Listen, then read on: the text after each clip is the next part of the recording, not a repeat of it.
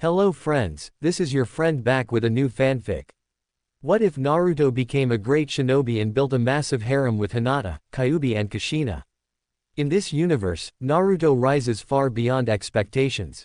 Not just as a hero, but as a legendary shinobi feared and admired across nations.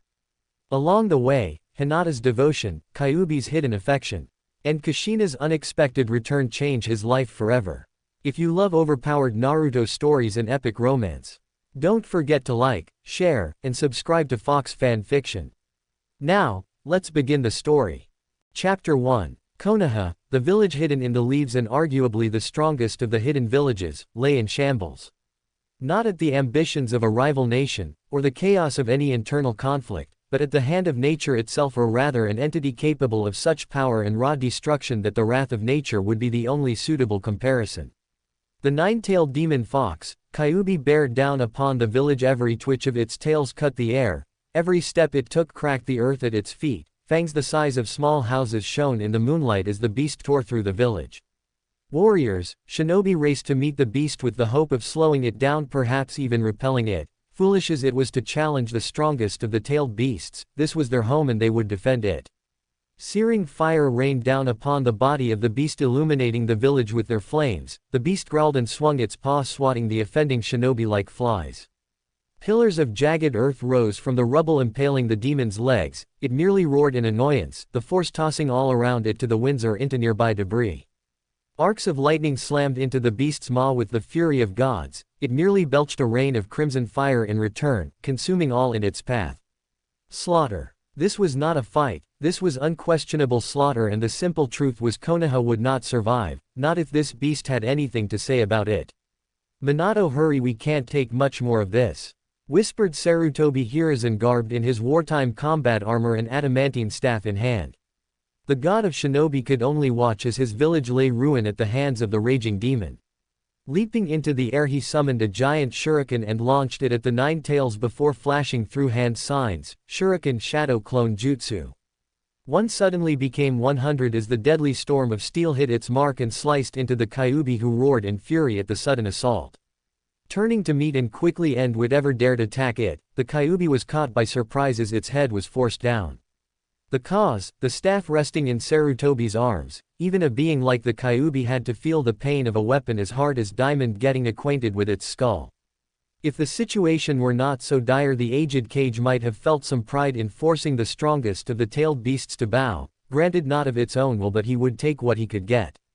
That line of thought, however, was interrupted by a tail speedily making its way towards him. Only decades of combat experience allowed the god of shinobi to propel himself away in time to avoid becoming yet another casualty.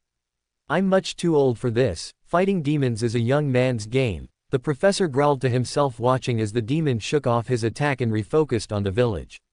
To his horror, however, it looked like the nine tails had enough playing around. Jaws to the sky, all nearby shinobi and civilians were forced to stop as watches slowly a black mass of dense chakra began to form in front of the beast. Those who could sense chakra fell to despair at the raw power radiating off the mass, and those who could only feel the ambient chakra felt their hairs stand on end at the sight. The air itself tasted of death as the mass stabilized, forming a sphere.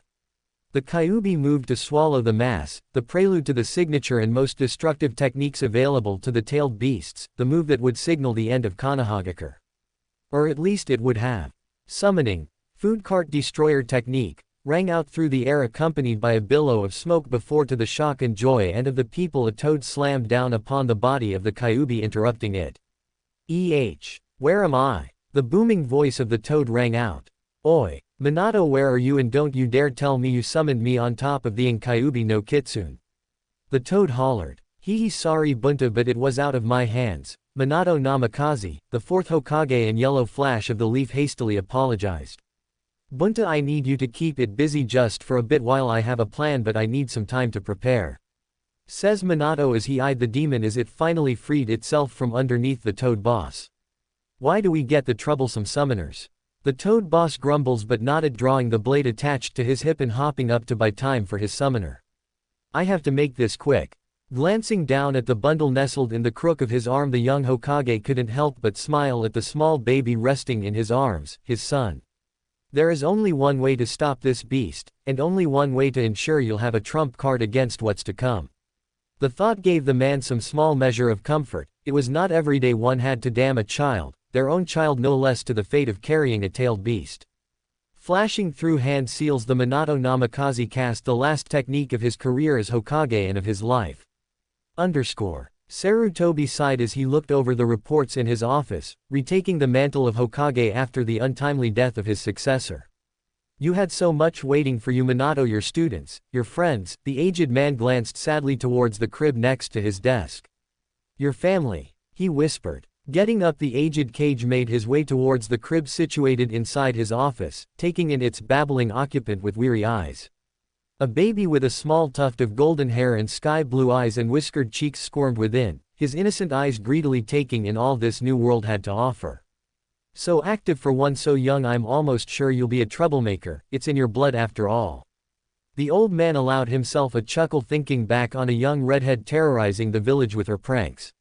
Naruto Uzumaki, Hiruzen muttered. He seemed to age the more he looked at the boy, a day-old orphan with a demon of raw hate and malice tucked away inside him. Life could be so unfair. He gently poked the boy's stomach, tracing the outline of the seal and earning him a cute burble from the child, lifting his spirits somewhat. With all the death, it was refreshing to see the brighter side of the world. A knock at the door broke the man's focus. The council is assembled, sir, they are ready for you. The soft voice of his secretary informed him. Giving a quick affirmative, the aged Kage gently scooped the baby boy into his arms. Well, young one, let's not keep them waiting, he whispered. As he made his way towards the council chambers, the weary Kage could only hope the trust his successor had placed in the village proved worth his sacrifice. A nightmare. If you asked Naruto Uzumaki what he thought of Konoha, his first response would be, it's a living nightmare.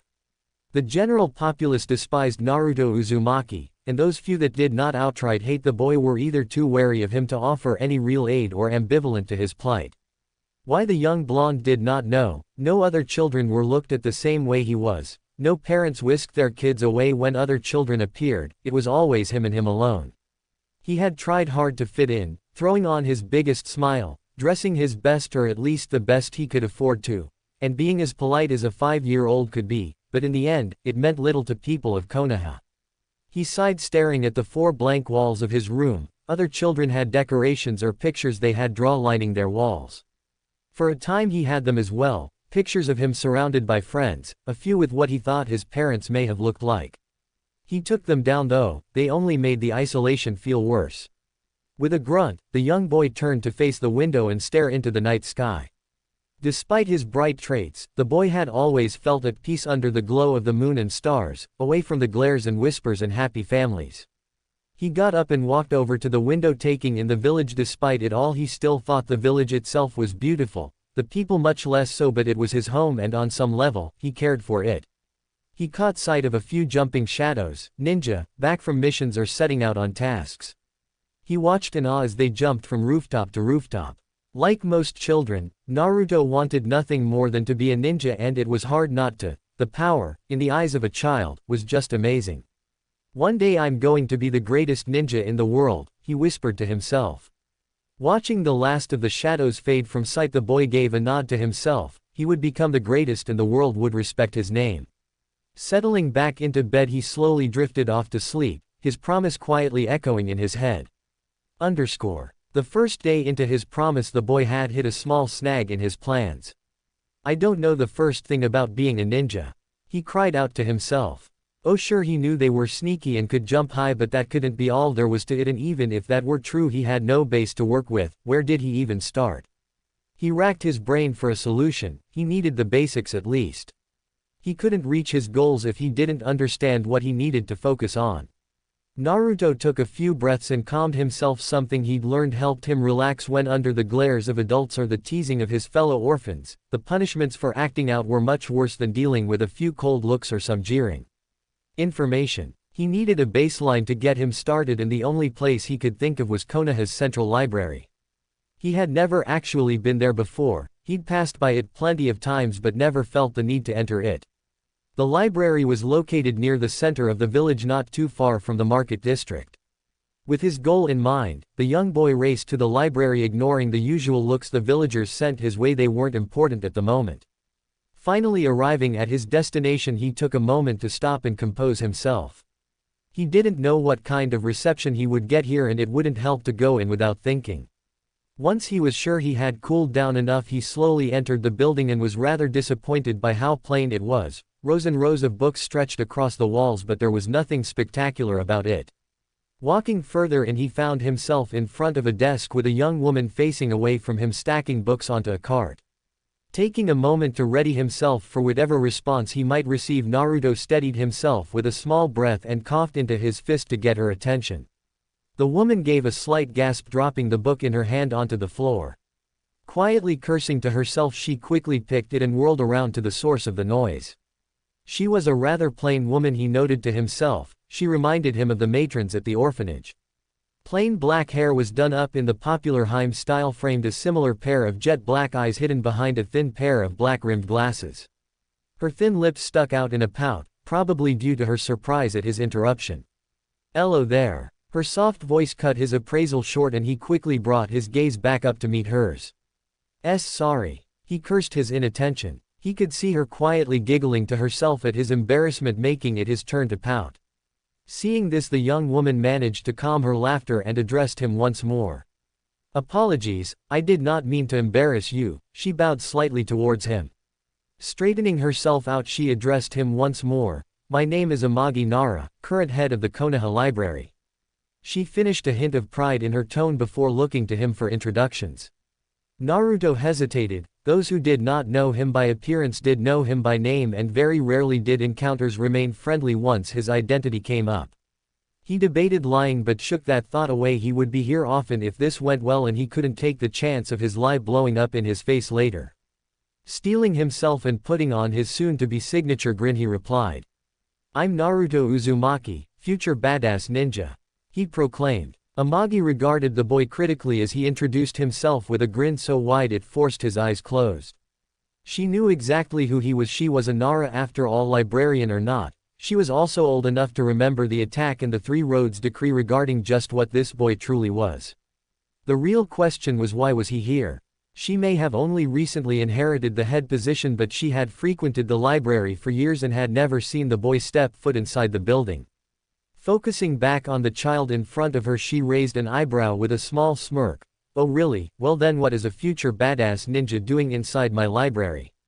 A rather direct question, she would admit, but in her defense, he was a young child. She doubted he would find her interest particularly suspicious. Naruto's grin seemed to grow even wider at her positive tone. He had been fully prepared for a scowl or even a threat, but this lady had proved him wrong. Snapping back to attention, Naruto looked back up to her with hopeful eyes. If she wasn't going to throw him out, maybe she would help him. "I want to learn how to become a ninja and thought maybe I could find some stuff here that'll help." He rubbed the back of his head in slight embarrassment. Let it be known, Naruto did not like asking for anything, either because of his own pride or the constant rejection he faced at the village's hand, forcing a higher level of independence upon him. Books on being a ninja. Amagi rubbed her chin in thought at his answer. They, of course, had books on the fundamentals of almost every shinobi art, barring the more dangerous arts such as sealing, which required granted access by the Hokage or Junin to be given to civilians or younger ninja. The real question was, should she help him or turn him away?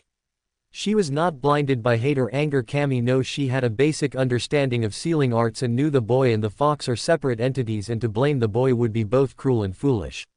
No, her reservation came in what he would do with knowledge, and with knowledge eventually power.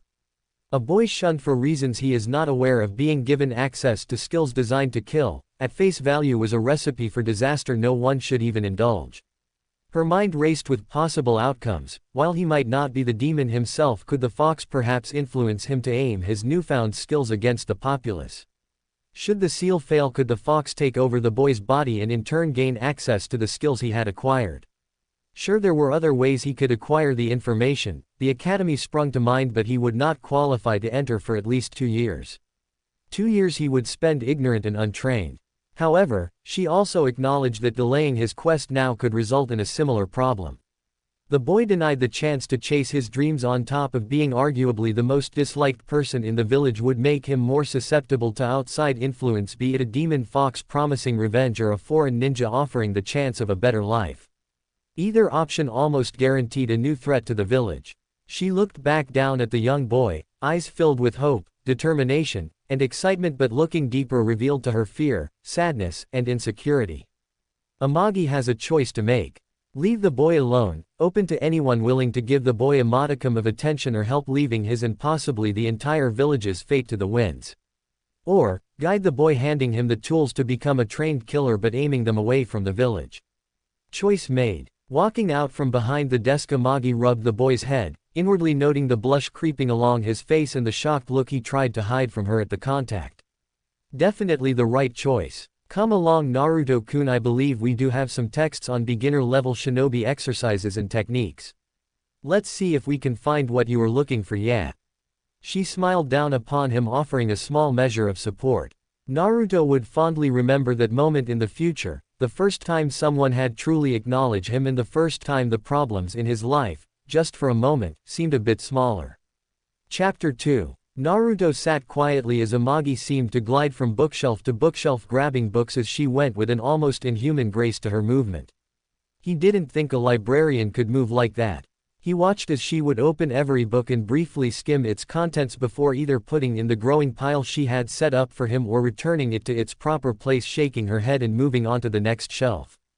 Taking his attention away from her for the moment, Naruto inspected the collection of books she had picked and saw quite a few promising texts within the pile.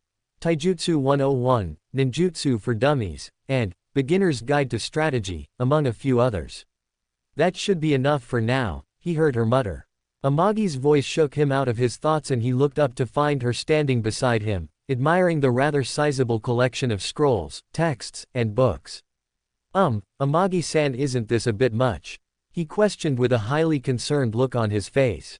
There were at least 10 books in this pile, not to mention the 4 scrolls he saw curled up next to them. He was eager to learn, but he had no clue how he was going to get through all these. Amagi laughed quietly at the look of dread on the boy's face at the prospect of all the reading he might have to do. She could appreciate a good book, but everyone had limits, especially children. You won't be reading all of these, Naruto-kun, she giggled. Not unless you want to, of course. Naruto quickly shook his head in negative. Thought so. She pulled up a chair and sat herself next to him. She looked once again at the pile. Truthfully, he would probably go through most of these books regardless, but she wanted to give him a chance to see what would be in store for him in the future. His curious gaze broke her out of her thoughts. If I don't need them all, why did you bring them out? He questioned. She smiled at him and replied, because Naruto, if you are going to be a good ninja, you need to find your focus. My focus? He tilted his head in confusion. Your focus? She reaffirmed. What shinobi arts are you going to specialize in? Naruto frowned. Can't I specialize in everything? He wanted to be the best ninja. Obviously, the best ninja was supposed to be good at everything, right? Amagi shook her head. If you could live forever, maybe you could, but you are only human, Naruto-kun, and you can only master so many things in a lifetime. Stray thoughts of the rumors surrounding a certain snake-like traitor crossed her mind before being quickly suppressed. There was no room to back down now. She had made her choice to help the boy. Comparing him to that monster served no purpose other than to feed her own fears. She could tell Naruto seemed unconvinced by his squinted eyes and determined pout. She might have found it cute if he wasn't being a bit stubborn. Naruto-kun, do you have a favorite Hokage? She asked him suddenly. The question took the boy by surprise, but he recovered quickly and answered. Yeah, the 4th Hokage was the best, he's my favorite. He proclaimed excitedly, bouncing a little in his seat thinking of his hero.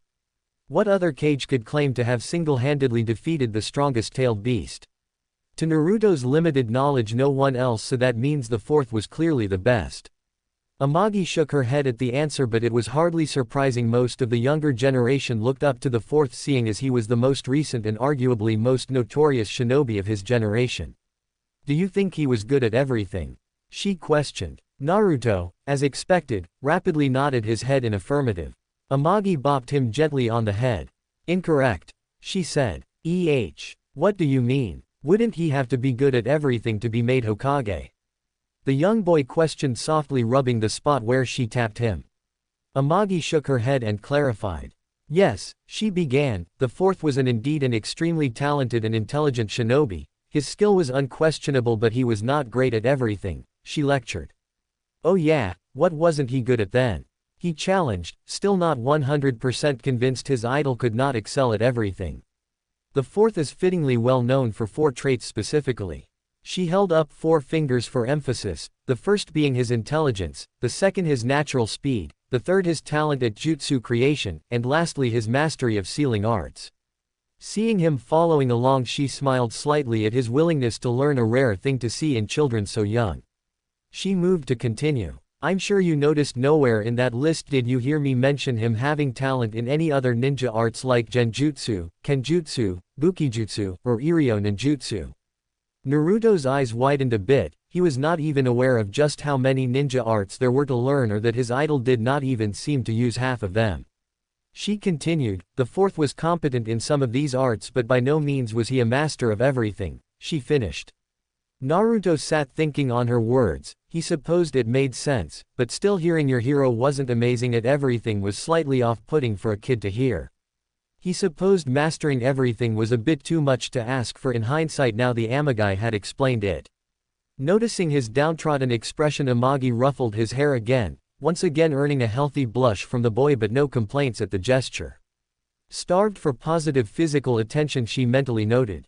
She could only sigh at the walking disaster her village had created. The boy was putty in her hands, and he had met her this morning for Kami's sake. Shaking off those thoughts, she spoke up again. It's nothing to be upset about. After all, if the fourth became Hokage without mastering everything, then what is stopping you from becoming a strong ninja in a similar fashion?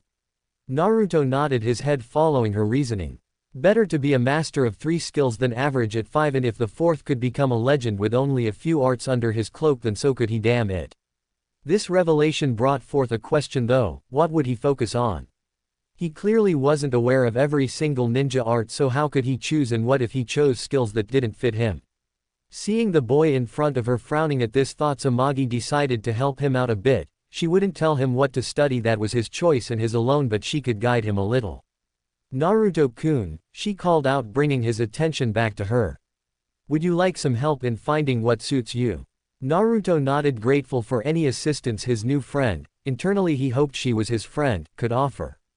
Reaching into the pile, Amagi pulled out 2 books and placed them before him. The first book was rather unremarkable in appearance, a bit worn, signifying either old age or frequent use, perhaps both, and a plain faded white hardcover. Beginner's Guide to the Ninja Arts by Sarutobi Hiruzen was printed along the cover in black text. Simple and to the point. The author sounded familiar to Naruto, but he put that thought away in the back of his mind and looked to the second book she had placed before him. The second book was much smaller than the first and much more worn. Similar to the first book at first glance, it was unremarkable. It didn't even have any text on the cover nor an author, just a black covering that was faded in some spots with the passing of time. A short cough brought his attention back to his companion. Seeing that she had recaptured his gaze, Amagi clarified her selections. The first book is rather obvious, a rundown on almost all the known shinobi talents and their uses. She decided not to mention it was missing the forbidden or banned arts. She didn't need the boy deciding he wanted to master forbidden jutsu after all. The second book, she grabbed the small black book in her hand and held it up, is an older copy of what's known as a bingo book. Bingo book? Naruto asked in confusion. A bingo book, she began to explain, is a book designed to make note of famous or rather infamous shinobi and kunoichi throughout the elemental nations, listing some of their skills, allegiances, known allies, pretty much anything that can be found out about them really. Naruto looked at the little book with much more interest now, but that still begged the question, why was she giving him a bingo book? Seeing his confused expression, she sighed a bit to herself before explaining. The bingo book contains a list of ninja from all villages Naruto, not just Konoha. Every village has its own tricks and unique shinobi that tend to use different arts you might find interesting enough to pursue. She explained. She swore she could almost see an actual light bulb flicker on in his mind.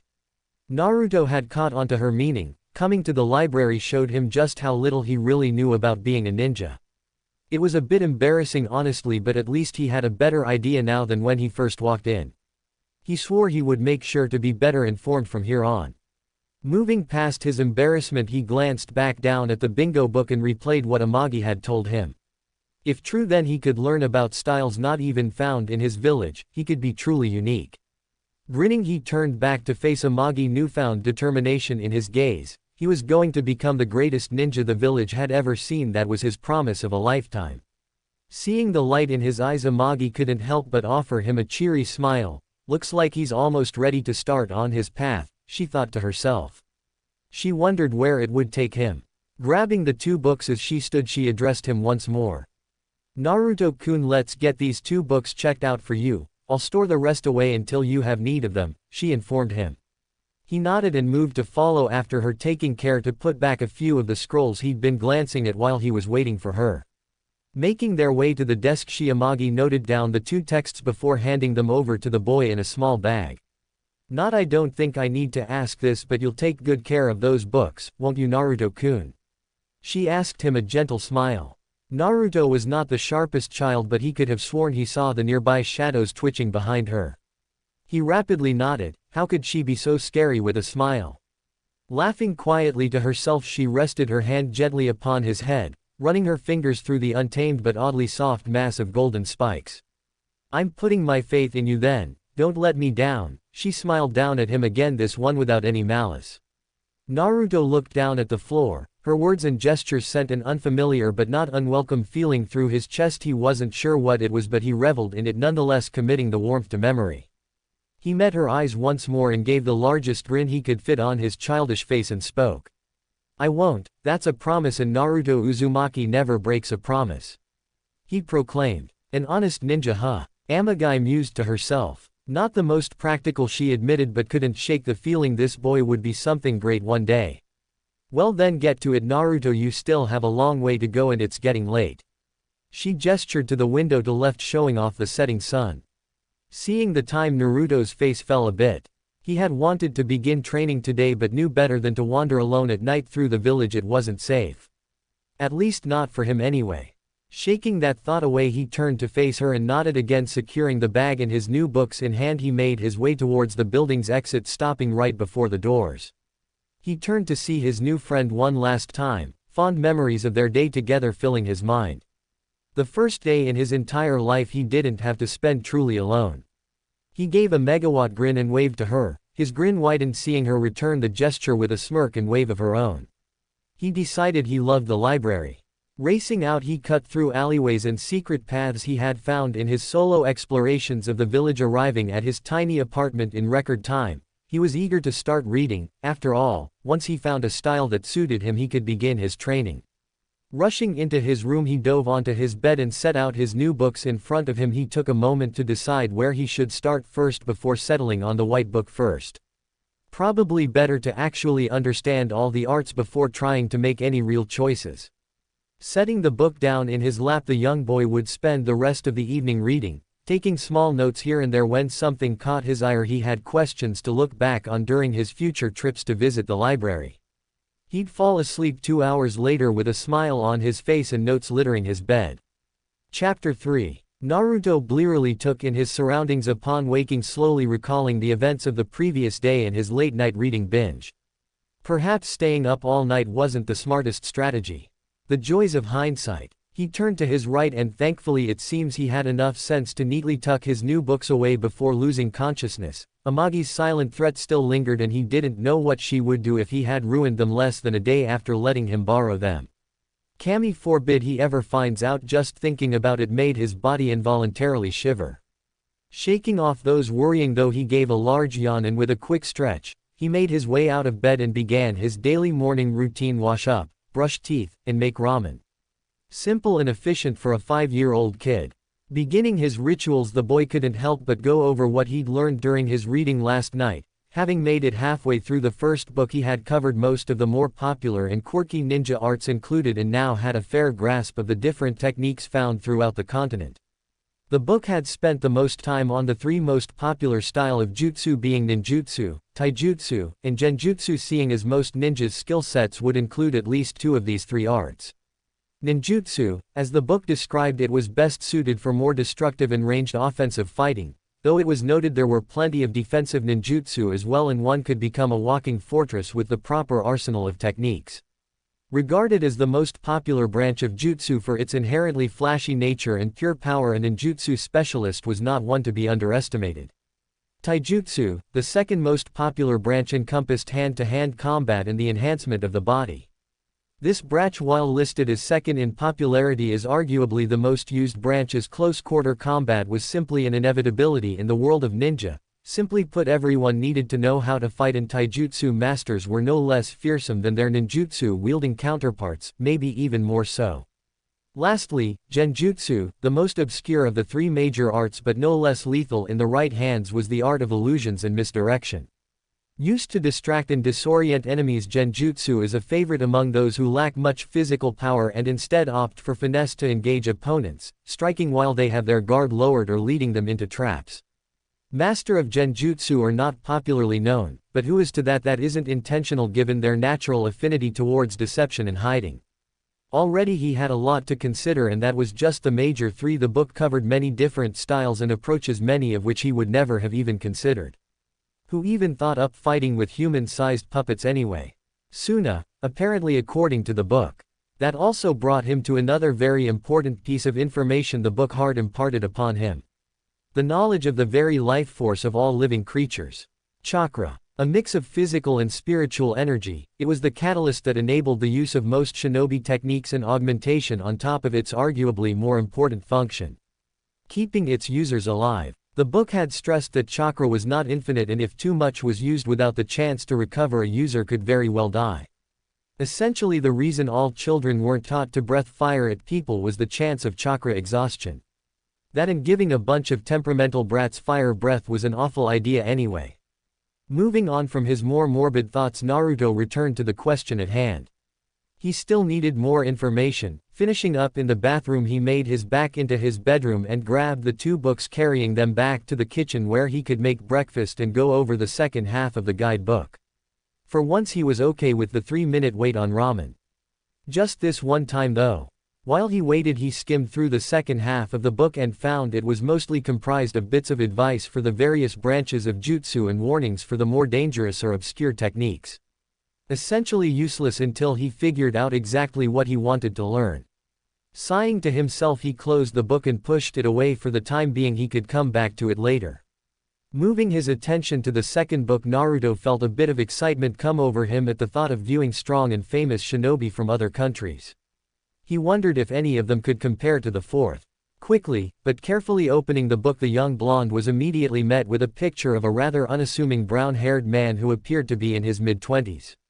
He was garbed in a maroon long-sleeved shirt and baggy black pants. At his hip, Naruto could make out the handle of some form of a blade but couldn't tell exactly what kind from the picture alone. Around his neck rested a headband with the symbol of what appeared to be rocks etched onto a metal plate. Beneath the photo, an overview offered some more insight. Name: Akashi Ginza. Alias: the Iron Ninja.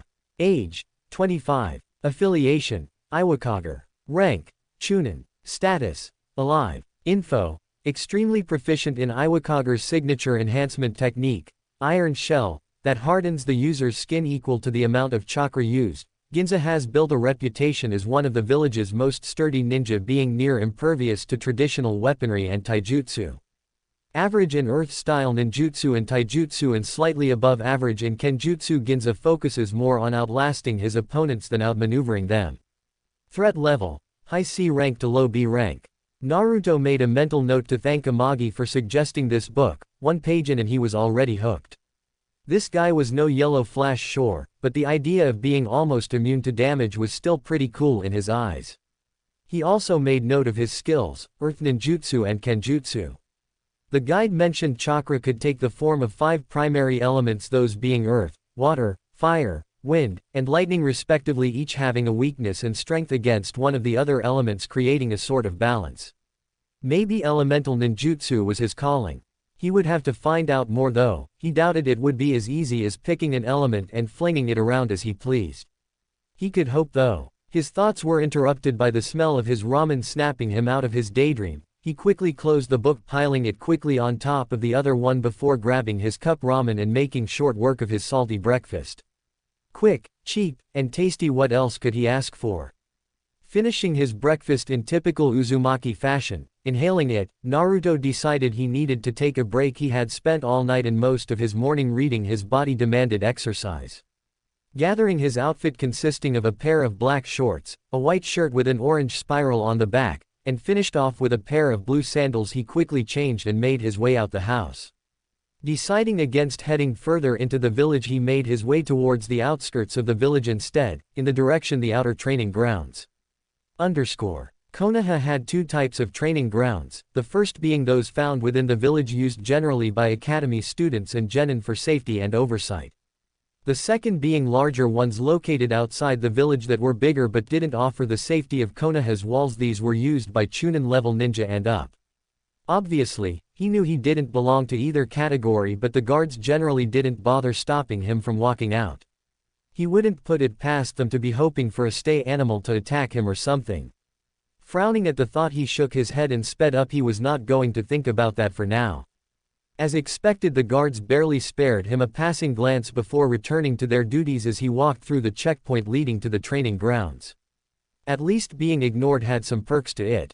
Naruto slowed as the village gates shrunk behind him, hidden by the towering trees that concealed the village and give it its namesake. He truly enjoyed being out in nature. He was still alone, yes, but it lacked the malice that seemed to follow him when he traveled throughout the village, instead replaced with peaceful silence.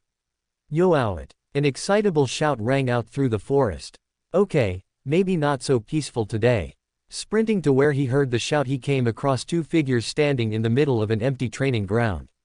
They seemed not to notice him, hidden within a bush by the edge of the grounds, too engrossed with their own conversation. The first figure was a bit shorter than the second, standing around 5'9". Through the more interesting features were his spiked silver hair standing defiantly in the face of gravity, his headband that covered his left eye, and a face mask that covered his mouth and nose, leaving only his right eye visible, giving him a scarecrow-like appearance.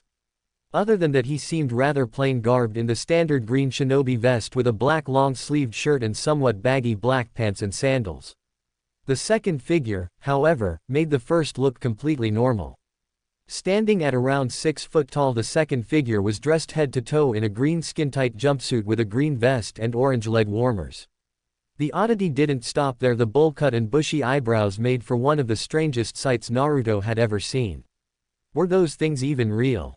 He wondered, staring at the man's giant and rather animated eyebrows. He was brought out of his musings by another shout from the larger man.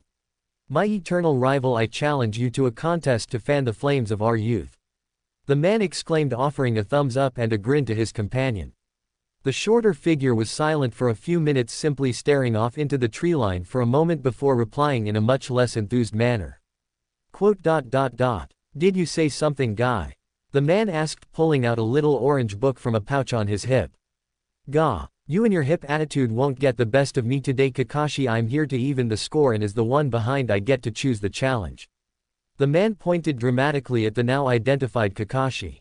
Kakashi sighed while flipping a page of his book. Alright guy, name your challenge, he muttered, hoping to get this over with quickly and go back to reading in peace. Guy's eyes quickly darted in the direction of their hidden audience member. Though he knew Kakashi was well aware of the boy's presence, the amount of latent chakra inside him wasn't hard to spot even by non-sensor nin. Guy returned his gaze to his rival, giving off a dazzling smile before issuing his challenge. A simple spar, old friend, no better way to get our blood pumping than a good fight. Kakashi didn't outwardly react to his comrade's exuberance, but inside he truly wanted to be anywhere but here. Was it so much to want to just read and enjoy his day off? Apparently, yes. Putting his book away, he nodded towards Guy. What are the rules of this bout, Guy? He could try and run, but Guy would find him sooner or later. That, and if he left, he wasn't sure what Guy would do to the kid hiding in the bushes, but it wouldn't be fair to leave him to that fate. In his hiding spot, Naruto couldn't believe his luck. He was going to watch two ninja spar for the first time. Shinobi were by nature a secretive bunch, so it was rare to see them show off any of their skill without either attacking one or being one yourself. This was a rare chance to see some action up close, and he was going to make the most of it. At his rivals, acknowledgement Guy seemed to get even more excited if that was even possible, before quickly laying out the terms of their duel. Only taijutsu and low-rank ninjutsu are allowed, no genjutsu or throwing weapons are permitted, Guy stated, laying out the rules of engagement. Essentially nothing that could go wrong and get their audience member harmed, but still allowed them to put on a little show. It also helped that it gave Guy an advantage that he could abuse. It seemed Kakashi picked up on that last tidbit and seemed to resign himself to being Guy's training post for a bit. He wasn't weak by any means, but Guy redefined what it meant to master hand-to-hand combat. Nodding his head in confirmation of the rules, he quickly jumped back, making space to prepare, his body tensing, ready to react to the slightest movement and respond in full to any aggression. Guy grinned and fell into his usual combat stance, legs parted and arms bent tucked to his side. If it wasn't for his ridiculous outfit, he may have looked somewhat intimidating due to his size alone. For a moment the two simply stared at one another, sizing each other up but making no move to engage. From his position in the bushes, Naruto could feel his hairs stand on end in suspense, his breath caught in his chest, waiting to see who would make the first move. He didn't have to wait long. Guy sprung into action suddenly, crossing the distance between him and his opponent in seconds and appearing before him, left arm cocked back for a direct punch to Kakashi's torso. Kakashi, having fought Guy many times before, was able to predict the incoming assault and spun on his heel, back facing Guy's and crouching as he did so, allowing the offending fist to sail overhead before reaching out and grabbing Guy's arm, using the forward momentum to throw him over his shoulder. Guy, however, wasn't a taijutsu expert for nothing and quickly righted himself mid-flight and landing on his feet for a brief moment before he was once again upon his opponent in a burst of speed. If he couldn't put him down with pure power, then he'd overwhelm his rival under a barrage. Launching a series of quick punches, kicks, and jabs, Guy made sure to leave no room for Kakashi to breathe under his rapid assault and forced him back closer to the center of the clearing. Kakashi grit his teeth in annoyance under his mask. This fight was firmly in Guy's favor, and if this kept up, things they would be tied soon, and that meant even more challenges. He refused to allow it. Seeing an opening in Guy's attack, he quickly dodged under a jab making its way towards his face before kicking Guy in the stomach, forcing him to pause slightly in his attack, creating the gap needed for Kakashi to jump back once again, creating some distance. He wasn't idle during his backward flight through. Flashing through hand signs in midair, he brought his fingers up to his masked mouth, calling out the name of his jutsu, Fire Style, Great Fireball Technique. Naruto watched in awe as a large ball of red and orange flames appeared in front of the masked ninja before sailing towards Guy's position, ready to consume anything and everything in its path. It detonated immediately on contact with the ground, sending heated air rushing outwards from the explosion and charring the land around the impact site. Shielding his eyes from the gust of heated air, Naruto quickly turned to see what had become of the green-clad shinobi who'd apparently just taken a fireball head-on. Was he okay? Among the leftover flames and charred rocks, he could not find a body, just ash, grass, and a burning log. Did Guy escape? Dynamic entry. A booming and familiar voice cried out from behind Kakashi, drawing Naruto's attention back in the other direction. Kakashi wasn't surprised that hadn't put Guy down, and he had been ready for a retaliatory strike. Hearing one of Guy's signature techniques incoming, he quickly spun around once more, this time bringing both his arms up as he braced himself, and soon felt the familiar and highly unpleasant sensation of Guy's foot smashing against his raised arms and sending him skidding across the training ground, leaving them once again face to face. Taking a moment to inspect one another, Kakashi noted Guy's outfit had a bit of soot on it, and he could see light burn marks from the heat of the explosion. It seems his attack hadn't completely been avoided, but he knew it wasn't enough to actually stop him by any means. Guy looked over Kakashi. Barring some scuff marks, he appeared outwardly fine, but he could see the silver-haired ninja's arms lightly shaking a bit from his surprise attack. His rival hadn't reacted in time and was forced to take the attack head-on, his hidden weights adding to the power of the kick. Naruto was watching all this with bated breath. Truthfully, he knew neither opponent was giving their all in this match, but he didn't care. The skill on display was enough to make this whole outing worth it in his eyes. He knew he had made the right choice coming out here this morning. Refocusing on the two ninjas in front of him, he prepared himself for the next clash. "Guy," Kakashi called out, "how about we end this in one final move, yeah?" "Oh, are you finally fired up, Kakashi? Are you feeling the springtime of youth?" Guy replied, hyping himself up. "Sure, Something like that, Kakashi mumbled to himself before continuing, so. What do you say, one last move? Guy nodded, falling back into his stance ready to end their spar in one last move. Kakashi smiled under his mask, perfect. Well then come at me. Kakashi made no efforts to move, watching as Guy quickly began to close the gap between them once more. He could see Guy's right arm tense in preparation for a devastating punch as he came closer and closer. Guy leapt at the last moment, spinning sideways in midair, adding an extra burst of momentum and power behind his punch before launching his fist right at Kakashi's relaxed face. Wait, relaxed? Guy didn't have the time to ponder this as his vision was soon consumed, filled with white smoke as his fist made contact with his rival's face, or at least what he thought was his face, his fist stopping momentarily before continuing along its path, eventually striking the ground, shattering it under the force of impact. A clone, he had hit a clone. Kakashi, how unyouthful, come back here. Guy roared into the sky before bounding off in the direction of the village. He would not be denied the chance to even the score and prove the power of his youth. Naruto watched as the man screamed and sprinted off towards the village, his eyes barely managing to follow as he disappeared into the canopy of the trees. He could still hear the cries of youth echoing faintly through the forest. Finally exiting the bush now that he was alone and reflected on what he'd just witnessed, a small glimpse into the shinobi world, eyes scanning over the scorched grass and shattered earth, he marveled at the destruction, and they hadn't even gone all out. Giddy with excitement, Naruto began the trip home, passion renewed as he imagined himself launching fireballs or cracking the ground with his bare hands. Chapter 4. Naruto sprinted through the village, swerving past any villagers and merchants in his path with practiced ease, ducking under the various stands that littered the streets, hawking their wares to passers-by. The village was up and about by now, being close to noon, and the civilians could be seen going about their daily routines, either running shops or talking amongst themselves about business and the latest gossip. It made for a picturesque scene of peace, a far cry from the rather savage history of conflict that had ravaged the continent in ages past. However, for Naruto, the ongoings to the village were far from his mind. He was too distracted to even notice the sneering faces of a few civilians as he ran towards his destination. The Konoha Central Library. He wanted to talk with Amagai about he'd seen. He bet she would be super impressed by his recount of the fight he'd just witnessed. Fireballs flying, ninja teleporting, creating a small crater with just a single punch. Who wouldn't want to hear about that?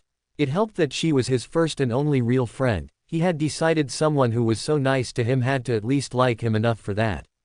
Also, he wouldn't mind experiencing that warm, tingly feeling he had when he was with her, not that he would ever say so. Grinning at his thought, he didn't notice a figure step into his path until he barreled right into them, ripping him from his thoughts and sending him sprawling onto the ground. Oh www.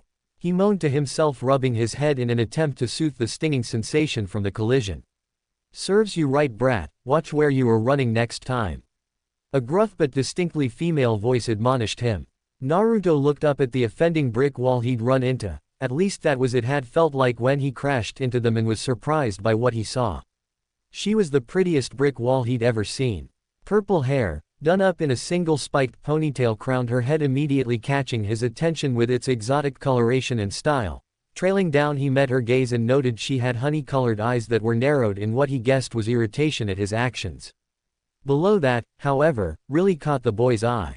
She was barely dressed, covered in little more than fishnet and a long open trenchcoat. Face flushed, he quickly rose his head to look back up at her increasing irate face. Looks like he may have been staring a bit too long. I'm sorry. It was an accident, I didn't mean to run into you, miss, I swear. He quickly scrambled to his feet and apologized, bowing low to show proper respect to the offended party. He had learned that it better was for him to take the blame and beg for forgiveness than try and fight. He'd figured that out the hard way the first time. HMPH, whatever, just watch where you're going next time, brat. You're lucky I'm in a good mood, so I'll let you off with a warning. The purple-haired woman said, her face shifting from irritation to indifference, accepting the boy's apology. He seemed scared enough without her adding to it. Besides, she was a grown woman, there was no fun in picking on a kid anyway. Dusting her leg off, she quickly turned heel and began her trek to her prior destination. Business concluded. Naruto watched the purple-haired woman begin to walk away, inwardly breathing a sigh of relief that she had let the matter go despite how scary she seemed at first, and he was content to leave it at that and bolt as far away as possible from here in case she changed her mind. Before he could though, he recalled something about her appearance, specifically an object wrapped around her head, a headband engraved with a leaf symbol signifying her allegiance to Konoha. So she wasn't just a scary lady, she was a trained scary lady. Wonderful. With that thought, Naruto felt even more confident that getting far away was the best course of action at that moment, but a small part of him wanted to push his luck. Maybe, if he played his cards right, she could help him. Taking a deep breath, he composed himself before calling out to her. "Hey, lady," he hollered after her and felt a small pang of happiness when she stopped. He hadn't been outright ignored. That was good, right? The look on her face as she turned around made him reconsider that viewpoint very quickly. "Didn't I just say you could go?" She questioned, her eyes once again narrowed at the blonde holding her up. She had places to be and people to see. Well, more like people to maim and torture, but who cared about the little details? Swallowing the lump in his throat at her glare, he straightened himself, pushed onward. This was for his dream, he couldn't afford to falter. "Why, you're a ninja, right?" he asked, gazing once again at the headband hidden away under stray locks of her purple hair. "I wear the headband, brat, so obviously I am. Now what do you want, kid?" She wasn't the most patient woman by any means, and if he didn't have a good reason to be bothering her, she'd teach him to respect people's time with a little game of tag. Flinching slightly at her tone but not deterred, he pressed on, ignoring his growing concern. This may have been the wrong person to pester. He couldn't afford to back out now, though he had a feeling that would end worse than simply asking his questions. Doing his best to hide his growing fear, Naruto once again bowed and asked in the strongest voice a terrified 5-year-old could muster. "Please, lady, help me become a great shinobi." He half asked, half shouted, eyes closed in trepidation awaiting her answer. No. Her answer was quick, blunt and to the point. She wanted nothing to do with playing babysitter for a brat who had no clue what he was really asking. Naruto's eyes flew open at her dismissal, his earlier fear replaced with shock at her casual disregard of his request. She hadn't even considered it for a moment. Why not? He cried indignantly. He didn't think he was asking for that much. The purple-haired kunoichi rubbed the bridge of her nose and let out a sigh of irritation before glaring once more down on the blonde pest. "Look, kid, I'm not interested in taking on any snot-nosed brats as an apprentice or anything. If you want training, go join the academy, it's kinda their job," she said. Naruto's face fell from anger to confusion at her words. He hadn't even asked to be her apprentice, had he? Thinking back on his words, his eyes widened slightly in understanding. She misunderstood his request. "Wait, lady, I don't want to be your apprentice, I just need some information," he said quickly, trying to convince her before she just decided to leave. "Firstly, my name is Anko, not lady, brat." She damn sure wasn't a lady. No proper lady could stomach what she did, that's for sure. "Secondly, do I look like I library to you? If you have questions, go there." His persistence was admirable but was quickly becoming an annoyance. The boy pouted and for the first time sent her a glare of his own. It was cute, more so than scary, but she gave him props for having the guts to do it, given he was shaking like a leaf at the sound of her voice a few moments ago. Looks like he wasn't a complete waste of time. Seeing him about to speak, she cut her thoughts short and turned her attention back to him. "For your information, I've already been to the library, but I need more info to decide what kind of ninja I'm going to be." He started taking little breaths to calm his nerves. He decided it was best to be clearer about what he wanted from her. Anko regarding him critically for a moment, she had to admit she was a little impressed by the kid. He had stood up to her, not an easy task given her reputation, and he had initiative, not something common in the average brat. He was an interesting little punk. Let's see if he could keep impressing her. Before Naruto could even blink, he found himself being lifted off the ground and thrown unceremoniously over the scary lady's shoulder and carried off to Kami knows where. Hey, put me down," he shouted, wiggling furiously in her grasp. Was this a kidnapping? Her grip tightened and a fearsome grin broke out on her face at his flailing. "They were so cute when they tried to fight, hee. You said you needed help, right? Then leave it all to Anko-chan, I guarantee you won't regret choosing me," she cooed, laughing to herself as he seemed to fight harder, not at all reassured by her words. Naruto could only sadly lament his life choices leading up his abduction. He should have just left. He would spend the rest of the trip offering prayers to any deity he could think of, while Enko cackled, making her way deeper into the village. A dango shop. He had to admit, part of him was sure wherever she had planned to take him would be worse. This was actually sort of nice if he had to be honest. The smell of freshly cooked dango filled the little shop, and its smaller size and seating booths created a cozy little atmosphere. Maybe he would come back sometime, of his own free will of course. Finishing his observations, his eyes wandered back to his new acquaintance. Teacher. Kidnapper. Whatever she was, and found her happily enjoying a stick of dango, munching away like she hadn't just taken him off the street without his consent. He pouted as he watched her eat. She didn't even offer him any. He cleared his throat, trying to break the awkward silence and get this over with as quickly as possible and ask his questions. Enko quietly observed the boy as he took in his surroundings, watching as his eyes darted around, taking in the layout of the shop and its patrons, occasionally glancing in her direction before quickly wandering elsewhere. She decided to allow him a moment to get comfortable before getting down to business. It would make him a bit more relaxed and she could enjoy her food in relative peace. A win-win situation if you asked her. He looked around a few minutes before coughing to get her attention, looked like he was ready to talk. Finishing her current stick of dango, she leaned back and rested against her seat and addressed him. Now that you've got my attention, brat, what kind of questions were so important that you'd decide to stand in my way? She doubted he would have gone through all this trouble for some basic info, and he'd said he had already visited the village library, so it can't have been something simple either. Perhaps he just wanted to know what it meant to be a ninja. She doubted that, though he was rather young to be asking a question like that. Then again, stranger things had happened. How do you fight? He asked, pausing for a moment before clarifying. What I guess I'm asking is, how do you fight, Enko-san?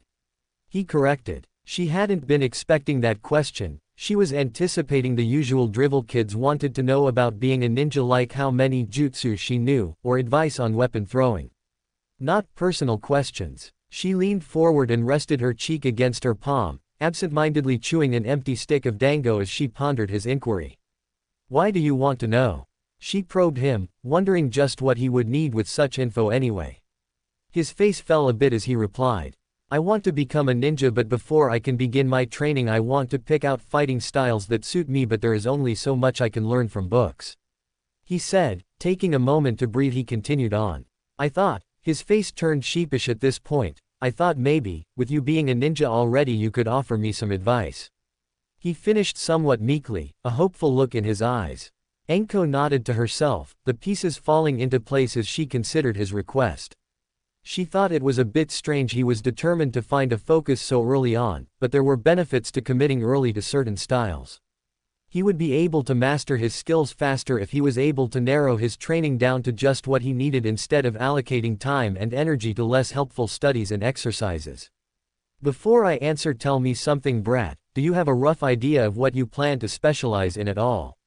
She questioned. He shook his head in a negative, face falling once again at his own indecision. I've considered both ninjutsu and taijutsu, but they feel overdone, I guess. While he still considered the fight he'd seen this morning amazing, based on what he knew, a majority of shinobi ended up specializing in either nin or taijutsu. He wanted to be different, or at least stand out a bit more.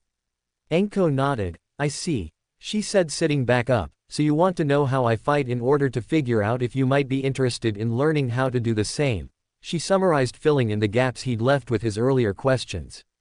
I'm more a jack of all trades kinda gal, brat. I have a little bit of everything under my belt, though I do excel at infiltration and the use of poison. She decided to leave out her talent at assassination for his sake. No need to go scaring him again. Naruto thought on her words. The guidebook had mentioned some ninja fought with poison, but it wasn't commonly used due to extra preparation and knowledge required to be effective with it. Not to mention the danger of accidentally poisoning yourself or your allies. Why poison? He asked. She must have had a reason for choosing it over a more convenient style of fighting. Enko smirked at his confusion. He was clever for his age, but he was still just a kid in the end. Tell me something. If you could take out 5 opponents in 1 move, or 5 opponents in 10 moves, which would you choose? She asked. He answered immediately, 5 with 1 move. Then you've answered your own question, brat, she said. The beauty in poison is that it only takes a little to do a whole lot of damage, allowing you to get the best results while expending less energy. She explained. Naruto muddled over her explanation, and it made sense. The less energy you used to finish a fight, the more you had to use later in a pinch. He would definitely need to consider that in his search. He was brought out of his musings by a flick to his forehead. It seemed Enko wasn't done talking. Sorry, I was thinking. He muttered. Figured. Anyway brat, while I understand what you are trying to do, I think you are going about this wrong. She said bluntly. What do you mean? He asked. Was she saying this information wasn't helpful? Tell me, she began, what are the key things a ninja wanting to be ninjutsu specialist needs? If you weren't lying about studying up, you should know this. Recalling the information he'd read on ninjutsu and its practitioners, he remembered the book saying a large chakra capacity or high chakra control were essential requirements for anyone looking to become an expert in ninjutsu due to its intense chakra requirements. A ninjutsu specialist needs to have good levels of chakra control and a large chakra pool to be most effective in his branch. He responded. Enko nodded and said, that right, now answer me this brat, have you actually unlocked your chakra yet? She asked, already knowing the answer. Well no. He replied, but, what does that have to do with finding my focus? He questioned. If you haven't even unlocked your chakra, how can you know what options are and aren't open to you? She pushed. Seeing his widen at her statement, she moved to strike while he was still following her line of thought. Let's say you leave here and don't want to be a ninjutsu specialist, you train yourself completely in taijutsu or some other style not heavily dependent on chakra for a few years before finding out you have a massive pool of chakra to draw from that would make you a monster in ninjutsu. However, you didn't nurture it because you decided too early on that it wasn't for you when you didn't have all the information. She finished. Naruto was kicking himself. How had he overlooked that? The book stressed many ninja arts were reliant or completed with chakra, and he was supposed to figure out what he wanted to do without even having access to his own. Enko, seeing the boy slump into his seat at the revelation, decided to take pity and throw him a bone. If you want some advice, here's what I would suggest, she said, grabbing his attention as he looked for any way to salvage his plans and wasted time. Forget all the focus business for now and instead work on improving yourself first. She said. Seeing his confused look, she explained.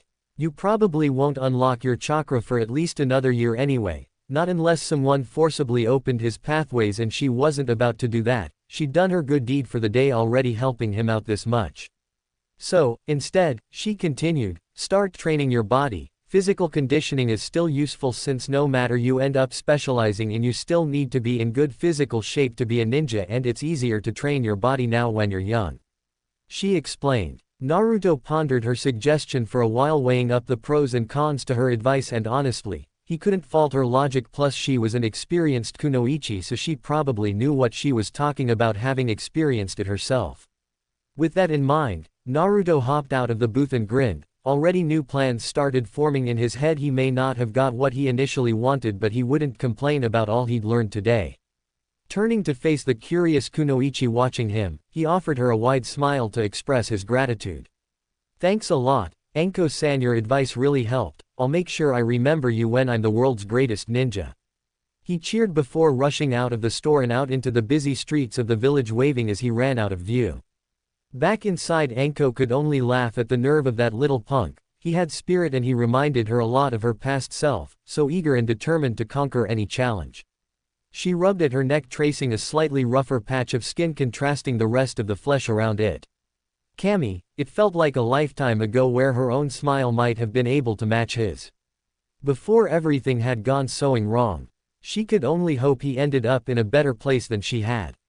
Chapter 5. Naruto smiled as he finally arrived at his originally intended destination. His slight detour, kidnapping at the hands of Enko, while troublesome, proved more helpful than he could have imagined.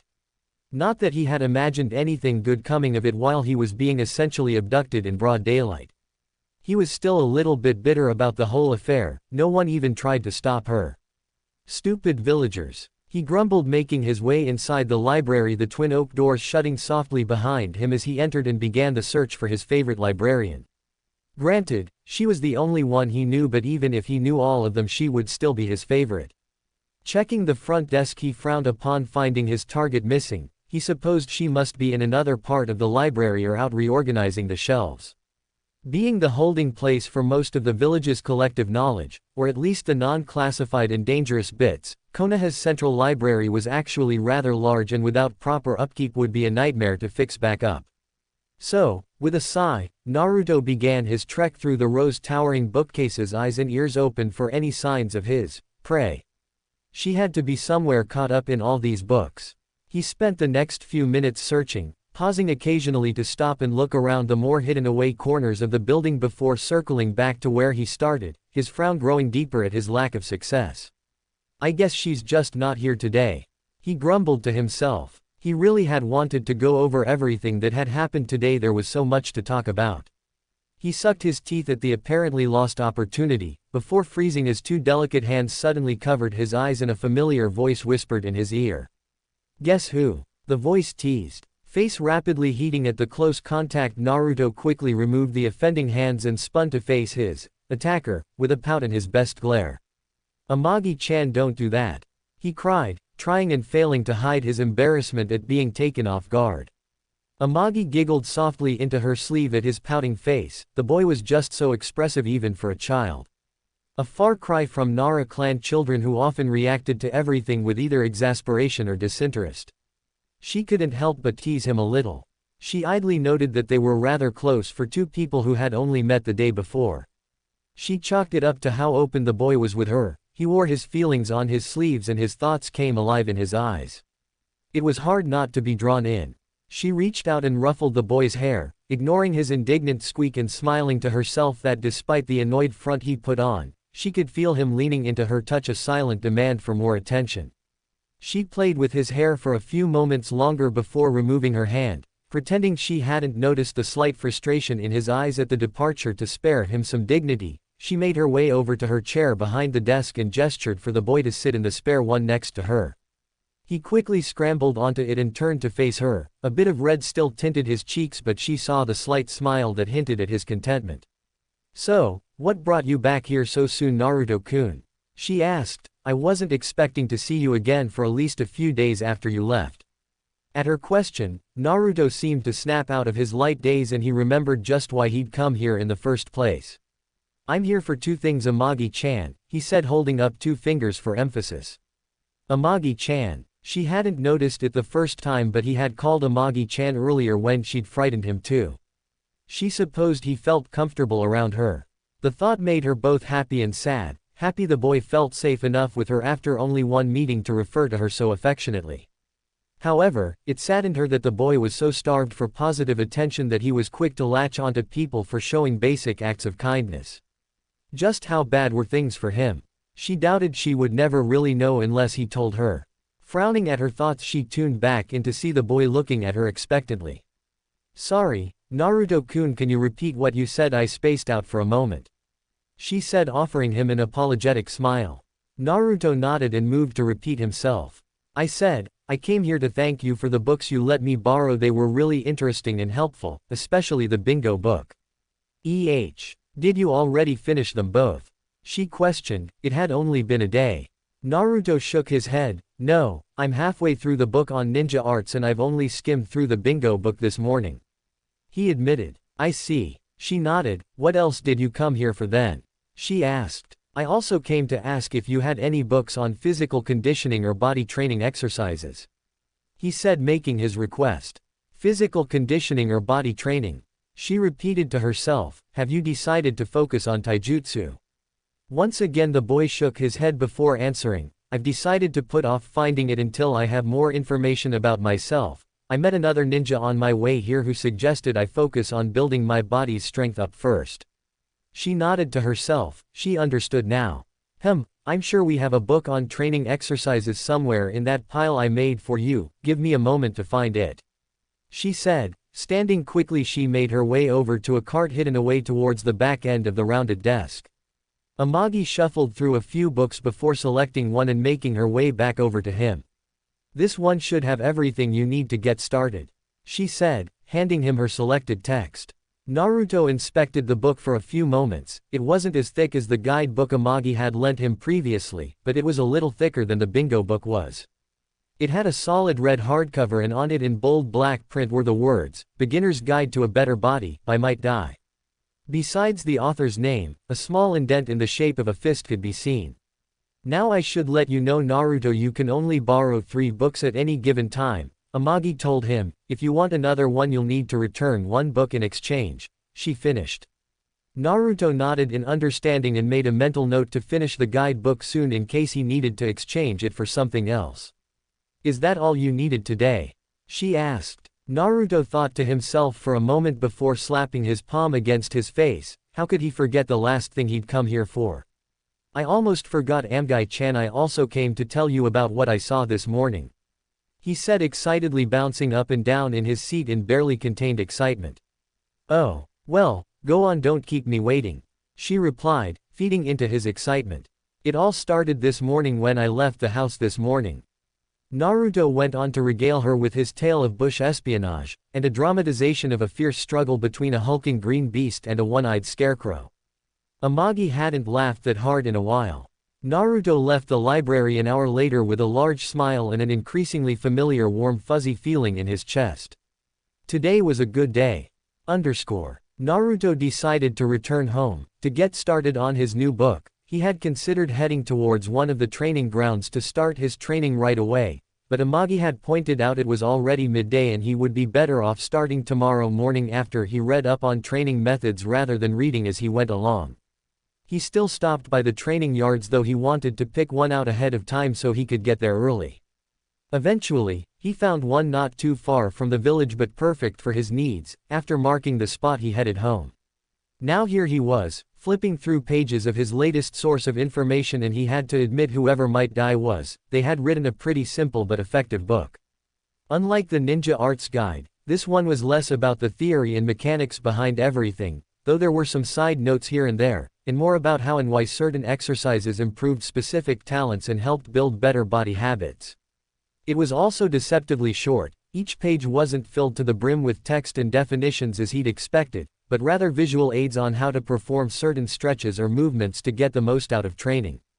He'd actually managed to finish it before nightfall and was now creating a training schedule for himself as the book had recommended, stressing it was better for the body to have a routine than to just bounce from one exercise to another with no patterns. That was another thing he liked about it. The book was filled with warnings about the dangers of bad forms and practices, providing him with the means to avoid damaging his body needlessly. With the advice from the text, he had managed to put together a beginner training schedule for himself until his body was ready to handle the strain of more intense workouts.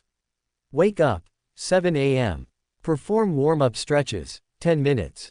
Laps around the training ground, 6 laps. Rest, 15 minutes. Crunches, 3 sets of 25, 2-minute rest between sets. Push-ups, 2 of 15, 2-minute rest between sets.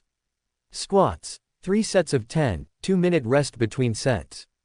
Rest, 10 minutes. Practice proper punching technique, 50 punches with each arm. Practice proper kicking technique, 50 kicks with each leg.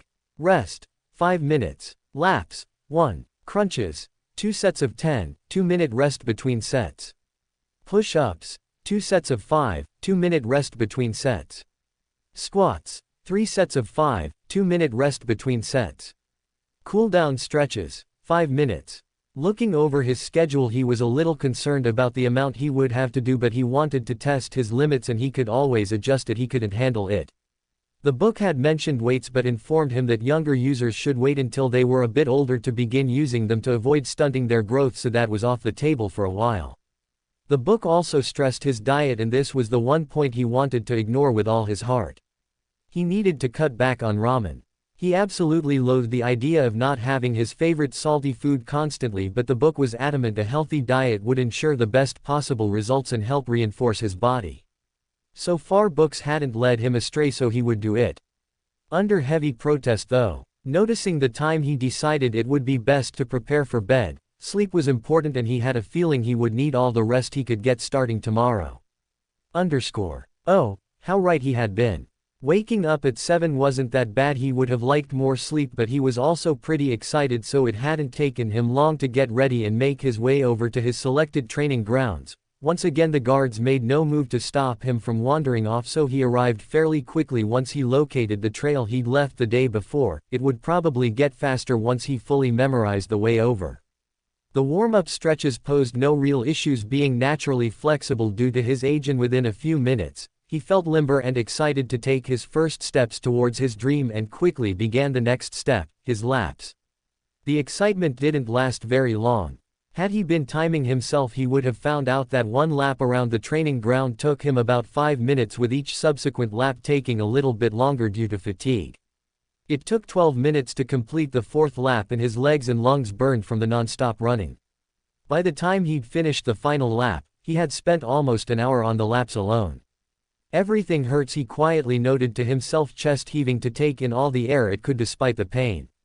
Even for a stamina monster like him, trying to keep up the pace was hellish. He thanked whatever deities listening that he'd had the foresight to put a small break in between his laps and the rest of his workout. Greedily milking his 15-minute break for all it was worth, he slowly pushed himself onto shaky legs to begin the next exercise. His body shouted at him to stop and let it recover more, but he squashed those thoughts as best he could. He hadn't come this far to give up just yet. Moving on to the crunches, he quickly set himself to work, ignoring the pain as he pushed his untrained body to meet his demands. The workout was just as equally mental as it was physical. He continued in this way for the rest of the morning, pushing himself harder and harder even as his limbs began to go numb. He still refused to stop, taking breaks only when permitted by his outline. Push-ups, squats, punches, and kicks, all done to the letter. Sweat dripped down his body, drenching his hair and stinging his eyes. His shirt clung to him like a second skin, covered in dirt and grass stains from the few times he'd collapsed in exhaustion, before pulling himself back up to go at it again. If you asked anyone, they'd probably say he looked like shit. He sure felt like it, that's for sure. Leaning against a nearby tree, he simply stared into the sky, too tired to consider moving for a while. He watched as the clouds drifted lazily in the sky, making notes of any odd or unique shapes with little noises. He didn't have the energy to speak at the moment. He didn't know how long he laid there just staring at the sky. He experimentally tried to move his arms but found little success, same with his legs. So alone he sat with his thoughts, and he had a lot to think about recently. He thought about his dream, to be the best ninja ever, and for the first time he wondered what that would look like. Different images of an older him in various outfits and equipped with various weaponry flashed through his mind mentally, occasionally grunting out his approval or disapproval of a certain look. He then thought about the village and its people, the cold looks and harsh whispers he'd been exposed to for as long as he could remember. He had tried to apologize for whatever he had done to earn their hate. He'd tried to be better, more polite, more welcoming, but nothing had ever worked. In the end, he was always alone. He hated it. Sometimes he even admitted quietly to himself he hated them. Could he really claim to love the village if part of what made the village what it was were the people who shunned him? Could he love a place that didn't love him back? He never noticed the tears that slowly leaked out of his eyes at his darker line of questioning. He was too tired to fight them and too upset at them to care. He couldn't hold the mask up all time. He couldn't pretend to be happy forever. He needed to let it out at some point. So he did. He cried, and he cried, and he cried until eventually there were no more tears to shed. For the first time in a long time, he just let everything go and wept for what he never had. The family he never had, the love of parents who would care for and would support him. That would be there for him just like the other children had. The toys he never got, too poor to afford such things. He always had to save to buy food and clothes, and what good did toys do if you ended up having to play by yourself anyway? That brought him to the thought that hurt the most: he didn't have any friends. He could accept not having parents. He knew other orphans existed. He wasn't alone. He knew not every kid had or could afford toys. Those too he could live without. But friends. It seemed everyone but he could have those, could have someone to laugh with and share his secrets. It wasn't fair. Why couldn't he have those? Why was he the one always left out?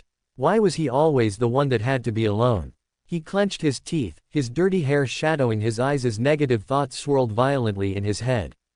It's why he hated coming home to his little empty apartment, its dirty walls staring back at him, almost taunting him. With no one to talk to, he could only sit and think. and the more he thought the lonelier he felt, and the lonelier he felt, the angrier he got. He wanted to be anywhere else right now, he wanted to run and never stop running until he didn't have to think anymore. Until his heart stopped hurting.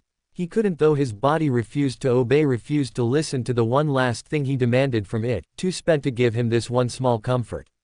So, instead, he had to remember. He remembered the endless sea of glaring faces, he remembered the unending taunts and the jeers from adults and children alike, he remembered the broken windows and vandalized walls he would come home to after a long day out and the hours he would spend cleaning while passers-by laughed at his misfortune. He remembered the warm feeling in his chest the first time someone had truly acknowledged him.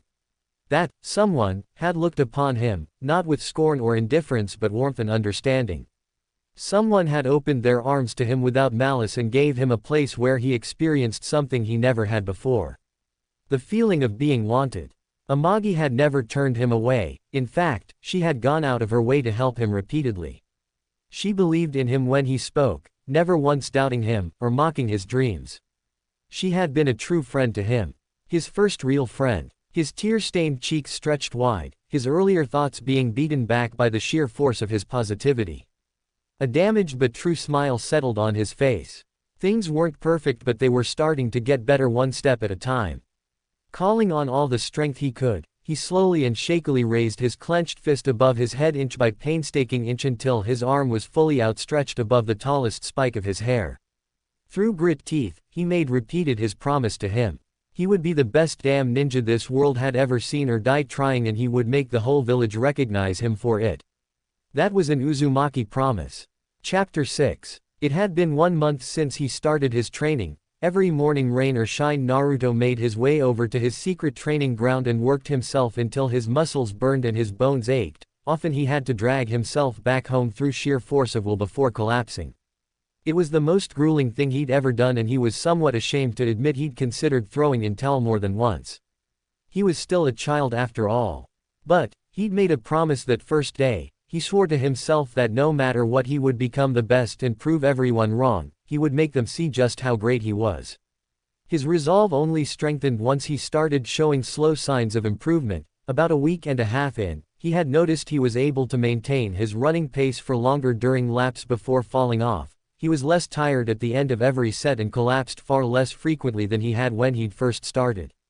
By the end of the 3rd week, he had become accustomed to his routine, no longer struggling to get out of bed in the morning, and he completed all his assigned exercises much quicker than before. However, his training had given him some odd revelations about his body that he couldn't really explain, mainly in regards to how his body healed. The training guide explained the basics of how muscles worked and why he experienced pain after a hard training session. Essentially, his muscles were tearing and repairing themselves as he pushed them past their usual limits. This process resulted in stronger muscles but temporary pain as the muscles took time to heal from the tearing. His concerns had come in just how quickly his body seemed to recover from this process. The guide mentioned that for beginners, depending on how hard they push themselves, it can take anywhere from a few days to about a week to shrug off the initial aches and pains of training. Somehow, he had managed to almost completely recover overnight. The morning after his first training session, he'd been mostly back to 100%. Sure, he had been slightly sore the following morning, but nothing like how the book had gone through length to warn him about. He'd asked Amagi if she had any clues as to why he seemed to heal so quickly, being his primary source of information besides books. He had initially been worried that maybe he wasn't pushing himself hard enough, so his body wasn't responding properly. She had quickly waved his concerns away on that idea though, especially after he had shown her his training plan.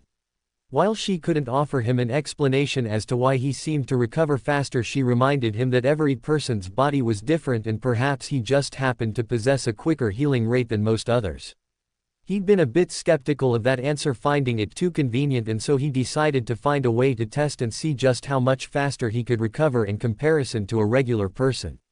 In the quiet of his home, he took a kitchen knife and made a small cut on the tip of his finger, just enough to draw blood, and waited to see how long it took for the cut to heal. The bleeding stopped in less than 5 minutes, the wound closed in about 10, and he couldn't even tell he had been cut after about half an hour. He had then asked Amagi how long it took her to recover from a similar minor injury. She had told him about a week for a complete recovery. That was a lot longer than he'd been expecting, and it only made him more curious. It was one thing to heal quickly, but this seemed to go far beyond anything he could think of. He had tried looking into the few medical books the library had available, but they were far too advanced for him, and he wasn't really sure what to even begin looking for in the first place. So, with a heavy heart, he put his quest for knowledge in that area behind him until he was more equipped to delve into the inner workings of the human body. On a more positive note, a faster recovery meant he could accelerate his training, something Amagi had pointed out to him, much to his joy, though she had made him promise not to push himself too hard. He didn't have it in him to deny her request, especially not when she asked while playing with his hair and giving him that sweet smile of hers. That was a low blow, and they both knew it. He swore could feel the smugness radiating off her when he'd finally broke and given her his word. She was crafty for a librarian. Shifting his thoughts away from his bodily questions and cheeky librarians, Naruto decided to head out for the day and just walk around the village. For the past month, other than the training grounds, he had only really visited 3 other locations, those being the library for new books and to visit Amagi, the bathhouse to help rest his body after training, and Icarus for his 1 bowl of ramen a week. He was still protesting that. Either way, he hadn't really had the time to just walk around the village, and since he finished training early today, he might as well go see if anything interesting was going on or if the traveling merchants were selling any special wares from other villages. With his plans for the day finalized, he quickly packed his supplies away and set out to explore. Boring. There was literally nothing here he hadn't already seen before on his previous trips through the market, and nothing of value that warranted spending his hard-saved money. There were a few well-known con artists that swung into town from time to time claiming to have limited one-of-a-kind items to trick idiots and little kids out of their money, but he had long since stopped indulging them. Let it be known, growing up an orphan had made Naruto rather reluctant to part with his money for anything he couldn't fully see the use or value of. Giving up on finding anything useful or interesting, Naruto decided to head to the park not too far off from the market district where parents often left their kids while they went shopping or ran their stores. Konoha Park, or Little Root Park as it had come to be known, was the oldest and most popular park in the village. Partly due to its proximity to the village marketplace, but also because rumor had it the Shodai had created the trees that made up the small forest found within it as a symbol of peace. A place for children to be happy and protected, a place untouched by horrors of war. Whether or not that information was actually true remained a mystery, but the idea itself created a sense of pride and community in the village, and so the park was very well maintained and popular because of it. Naruto decided he would walk along some of the small trails that wound through the other edges of the park. He didn't want to attract any unwanted attention from nearby parents with his presence. It wouldn't be the first time angry mother or father dragged their kids away mid-play session because of him. Shaking those negative thoughts away, he started along a dirt path, absent-mindedly weaving between the trees and rocks that dotted the trail as he walked along, swatting away the occasional bug that decided to get a bit too close for his liking. Nature had always made Naruto feel at home, there just wasn't anything like it to the blonde. The sunlight peeking through the gaps in the trees brought the forest to life in an almost mythical way that he never saw anywhere else in the village. Closing his eyes, he took a moment to just enjoy the experience, the gentle but sweet aroma of the wildflowers, the sturdy but unnaturally smooth texture of the trees, the soft muffled sounds of someone crying. Wait, crying. Naruto's eyes snapped open and he listened more closely, doing his best to tune out the buzzing of nearby insects and distant shouts of the playground children. He strained his ears, searching for what he'd heard. He heard it once again, faintly further up the trail, just hidden away by the playful screams of children and dense woodland. A soft but audible sobbing reached him. Concern gripping him, he ran towards the sound, his earlier peace forgotten. Hinata knew she wasn't the bravest girl. She wasn't even the smallest bit brave if she was brutally honest with herself, unable to even give her name to a stranger if pressed without tripping over words and making a fool of herself. It was difficult to believe she was the heiress of the famed Hyuga clan, a group known for their stoic and unflinching disposition. She was a disappointment, a failure. A coward. She never felt like she belonged, not at home and not with the other children either. She didn't know how to approach them, all her attempts had failed in one way or another. You're pretty weird, don't bother us. Huh, speak up, don't you know how to talk? You're too small to play with us, go ask someone else. She didn't even have the courage to start a conversation, let alone keep one going without annoying others with her meek behavior. So she was understandably surprised when 3 children a few years older than her approached, smiles on their faces they invited her to play with them. She had almost been too shocked to respond, they wanted to play with her. She had worn her favorite white yukata today, her mother had made it for her saying it would bring her good luck. She didn't think it would actually work, but she was willing to try anything at this point. She almost couldn't believe it. She wanted to cry, someone actually wanted her, the shy little Haigwa who could hardly utter a word. She had barely managed to nod her head to say yes before they grabbed her hand and started leading her down one of the forest trails, telling her they had a secret little spot to play at. She wasn't supposed to go into the forest, her parents had warned her it wasn't safe unless she was being supervised.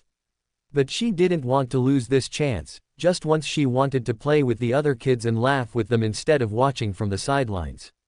So she let them lead her through the dense grouping of trees, past the tall rocks and off the path, to a small open clearing hidden away. She turned to face her newfound friends, looking to them for instructions on what to do next. She never had anyone to play with before, she didn't know what to do and she was afraid of disappointing them with her awkwardness. They stood behind her, much closer than when they had approached her, smiles still on their faces. But she couldn't help but notice they wore a different kind of smile, not the warm ones they had greeted her with, but a cruel smile, one that promised mischief and trouble. What are we going to do now? She stuttered. She didn't like their grins, they made her uneasy, but she squashed that feeling. They were her friends and she would trust them. Oh, we've got this really fun game called Mud Bomb that you'll just love. The one closest to her answered, a brown-haired youth with a gap in his teeth. Suddenly the other 2 boys flanking him darted forward and grabbed her arms, locking her in place. What are you doing? She cried. Let me go. She could feel her heart pounding as she struggled, trying to get out of their grasp, but their grip held tight, keeping her in place, laughing at the big, wet tears leaking from her eyes as she panicked. Kami, are you really a Hyuga? The one standing in front of her sneered. To think Kento-sensei told us you guys were one of the strongest clans in the village, but all I see is a big baby. He taunted. He bent low and scooped a pile of wet dirt and gunk into his hand, shaping it into a deformed but clearly ball-like shape. I said we were going to play Mud Bomb and I meant it, now I think I don't need to explain how this works. He said, laughing at her frightened look at the mud dripping between his fingers. Please don't. She begged. She wasn't a vain girl, she didn't care much about clothes or wealth, but this outfit was special to her. She couldn't bear to face her mother if it got ruined. She wept loudly, the sound of her crying bringing pause to 3 boys who looked at one another uncertainly. They hadn't really expected her to break down crying like this when they had grabbed her. Before they could make any further decisions, they were interrupted by a shout behind them from a familiar blonde-haired boy. Hey, you better leave her alone. He yelled, running into the clearing, glaring at the 3 boys ganging up on the scared girl. His words seemed to shake the leader out of his stupor and he glared at the smaller youth, challenging him. You better beat it, brat, or you'll be next. He said, trying to scare the blonde off. I'm not going anywhere, and if you lay another hand on her I'll beat you black and blue, that's a promise. Naruto said, clenching his fist to emphasize the threat. Fine, if you want to save her so bad then you can take her place. The boy gave a battle cry and hurled the mud ball in his hand at Naruto, suddenly catching him off guard. Not expecting the attack, the mud ball collided with his face with a wet smack, blinding him and causing him to stumble back, furiously wiping away at the muck covering his eyes. He was interrupted though by a sudden pain in his left cheek as he was sent sprawling to the ground by the older boy fist. You should have left when you had the chance. The bully laughed, as he watched Naruto struggle to regain his bearings. Hinata could only watch helplessly as the boy who had tried to help her crawled along the floor, rubbing his dirt-covered face. He was hurt because of her, because she wasn't strong enough, because she didn't listen to her parents. Because she was useless. She never hated herself more than at this moment. Naruto growled from his position on the floor, that cheap bastard wouldn't even fight fair with a kid younger than him. The coward. Fine, if he wanted to fight dirty then so would he. Finally wiping the muck out his eyes with his sleeve, he scanned the floor and found a small stone and quickly formed a risky plan. He just needed for the bully to take the bait and he could turn the tables. Grabbing the stone, He hastily flung it at the older boy's head and watched with bated breath as it flew towards him. The bully, noticing the rock making its way speedily towards him, quickly turned his head, watching as the object flew harmlessly by, past him and landing in some nearby bushes. "Looks like you missed, you little Shiga." The boy screamed in pain mid-taunt as Naruto's small fist buried itself solidly in his stomach. Naruto smiled to himself at how well his distraction worked. He had hoped the elder boy would spend too long tracking where the rock went that he would leave himself open and giving him time to land a surprise hit. It was a bit of gamble though. If the body hadn't kept looking he would have been ready, and he wasn't sure he could beat the boy in a straight fight. His gamble paid off. He now needed to act quickly. Naruto knew one punch wouldn't put the boy down for good, and he needed to act before his buddies figured out what was going on and tried to lend any assistance. Following his punch up, Naruto raised his leg with as much force as he could and slammed his knee right into the crotch of his opponent, taking silent satisfaction in the pained scream the boy let out. "That'll teach the smug prick to throw mud in his eyes." The bully slumped to his knees, chest heaving at both the pain in his gut and the burning sensation between his legs. His vision swimming with stars due to pain. Naruto wasn't done yet though.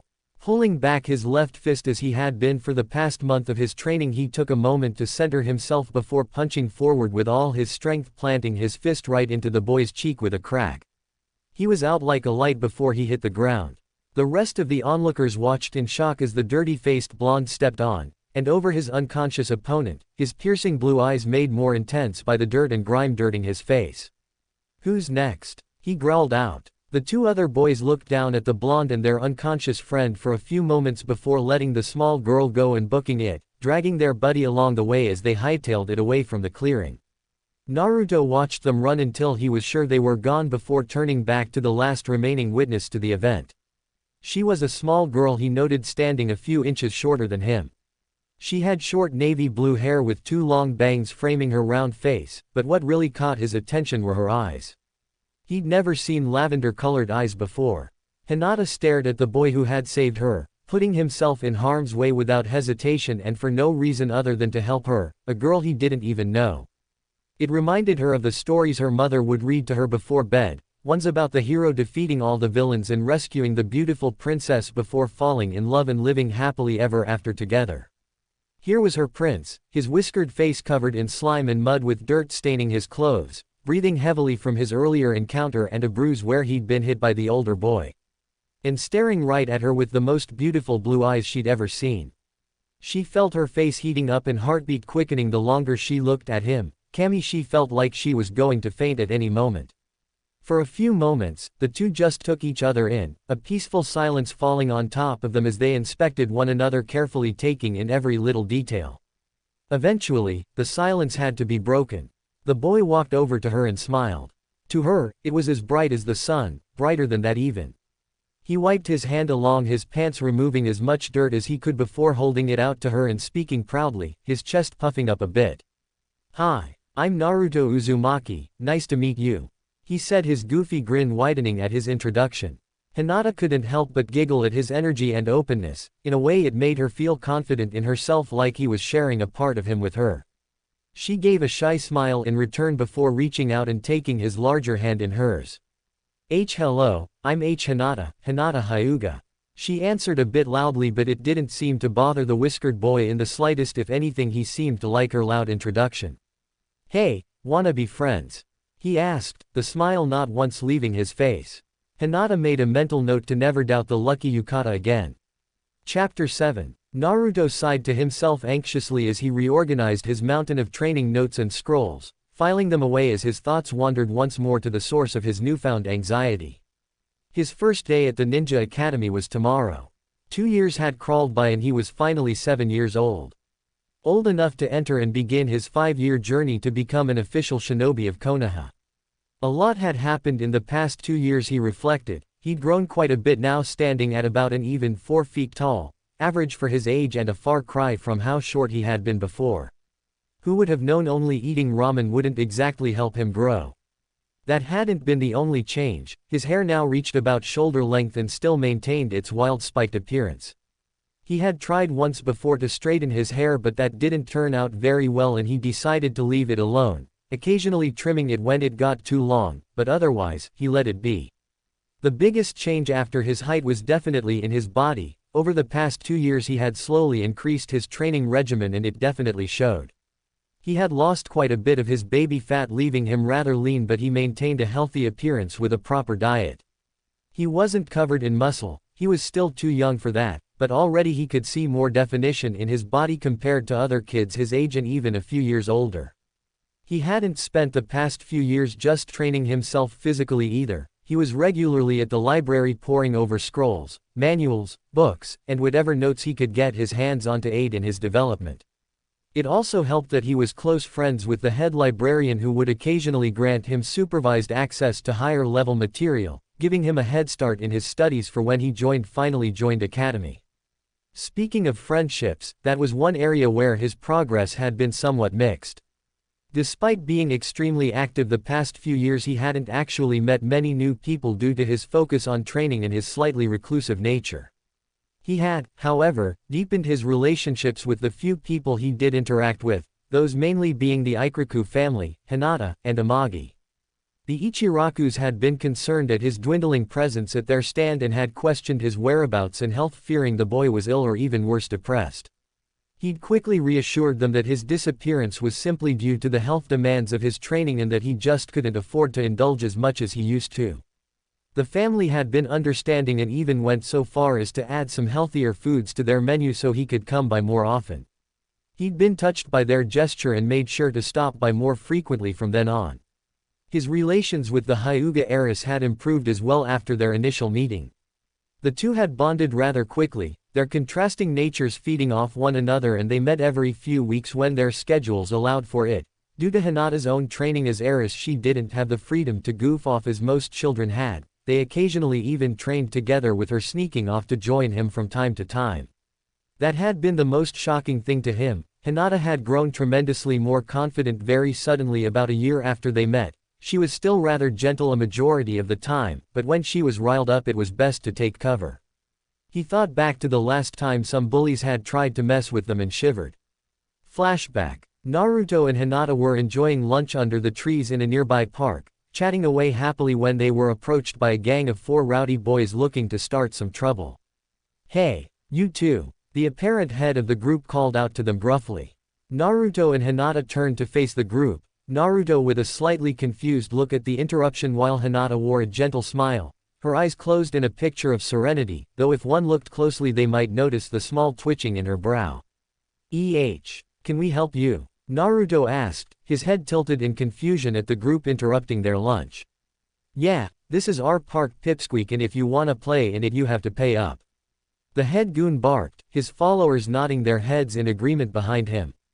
Hinata's smile grew more strained and her twitching more violent, but this went unnoticed as the group's focus was on the more vocal blonde. "That's stupid, it's a public park and besides we don't have any money anyway, so go bother someone else." The whisker blonde replied, turning back to his lunch uncaring of the elder boy's demands.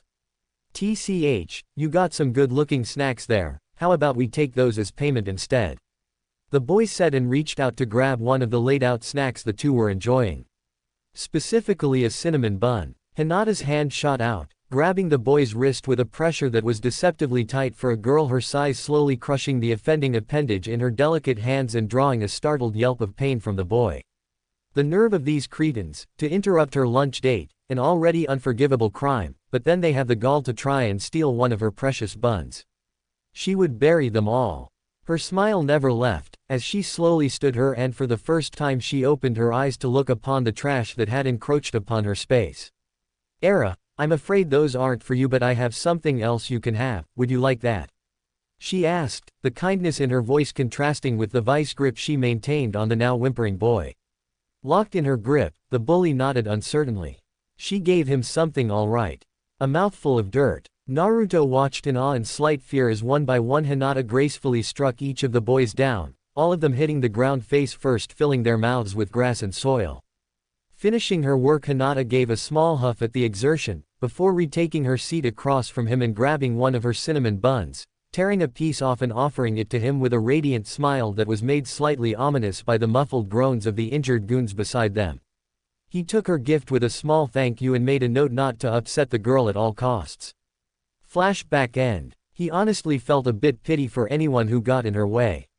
Lastly, his relationship with Amagi had only grown stronger as the two would often be found in the library reading together or going over his training schedule, with her offering second opinions or pieces of advice to help him get the most out of a particular exercise or technique. She had also introduced him to a board game called shogi, that apparently was really popular within the Nara clan, being one of the few activities they didn't find too troublesome to engage in. He had spent countless hours trying to beat her, but he still had yet to accomplish that, though he had come close a few times, with their last game ending in a draw, something she had praised him for, seeing as few could match an experienced Nara in shogi.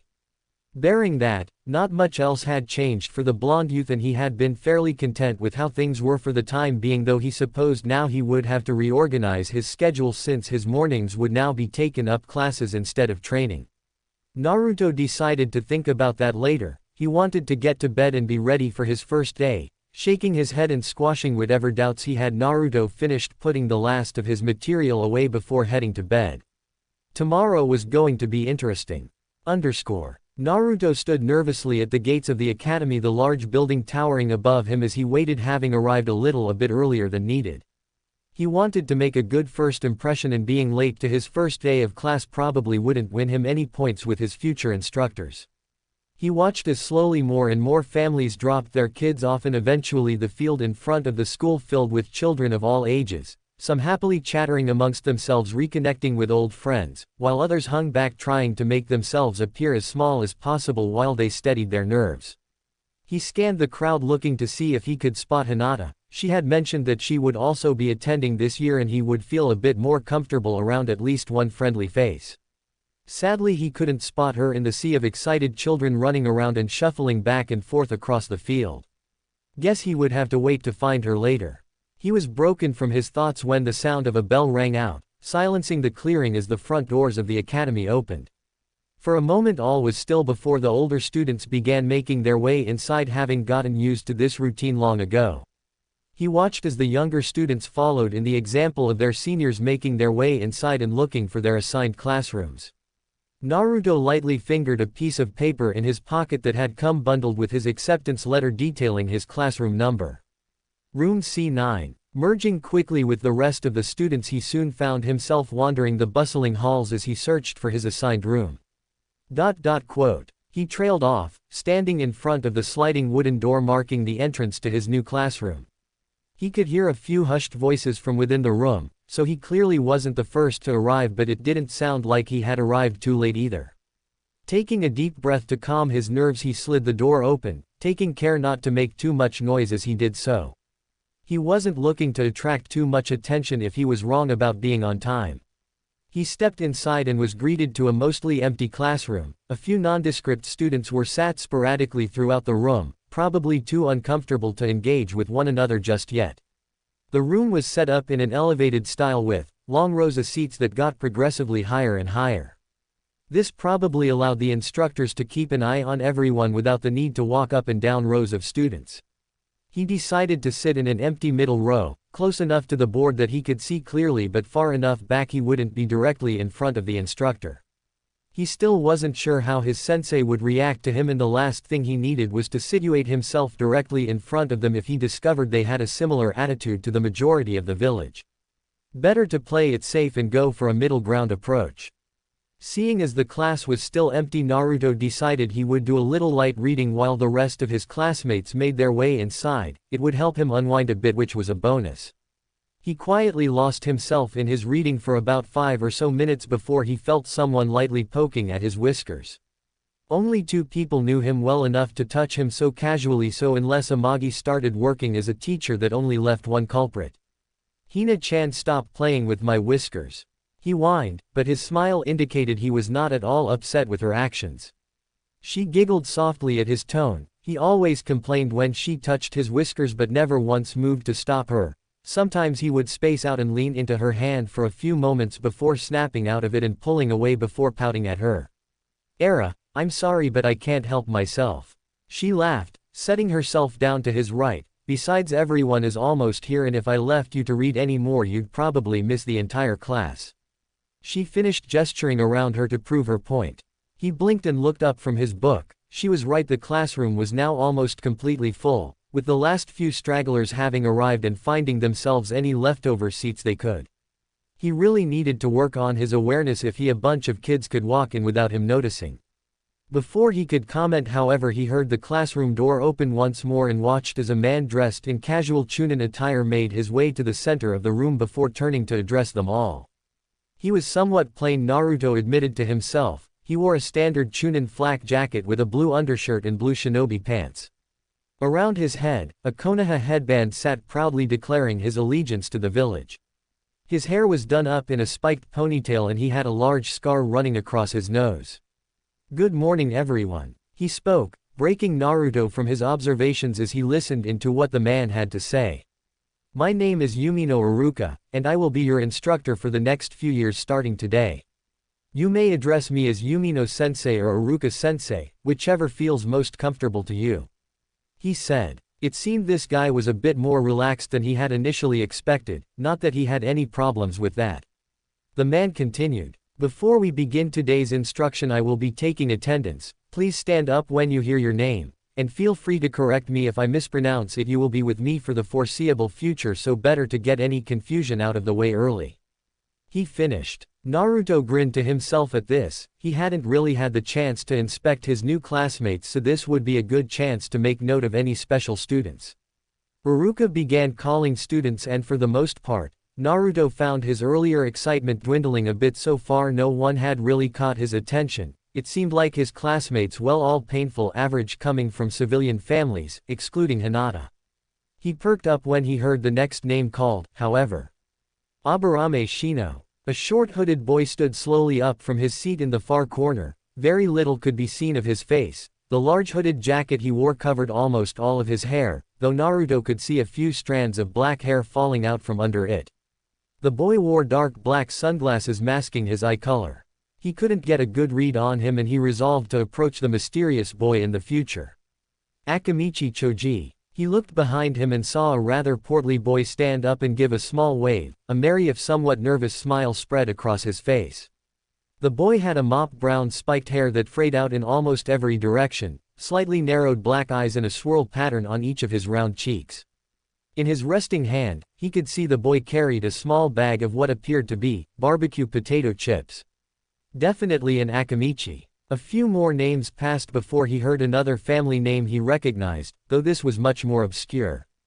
Haruno Sakura. He blinked in amazement as a young girl sitting in the front row quickly stood and bowed.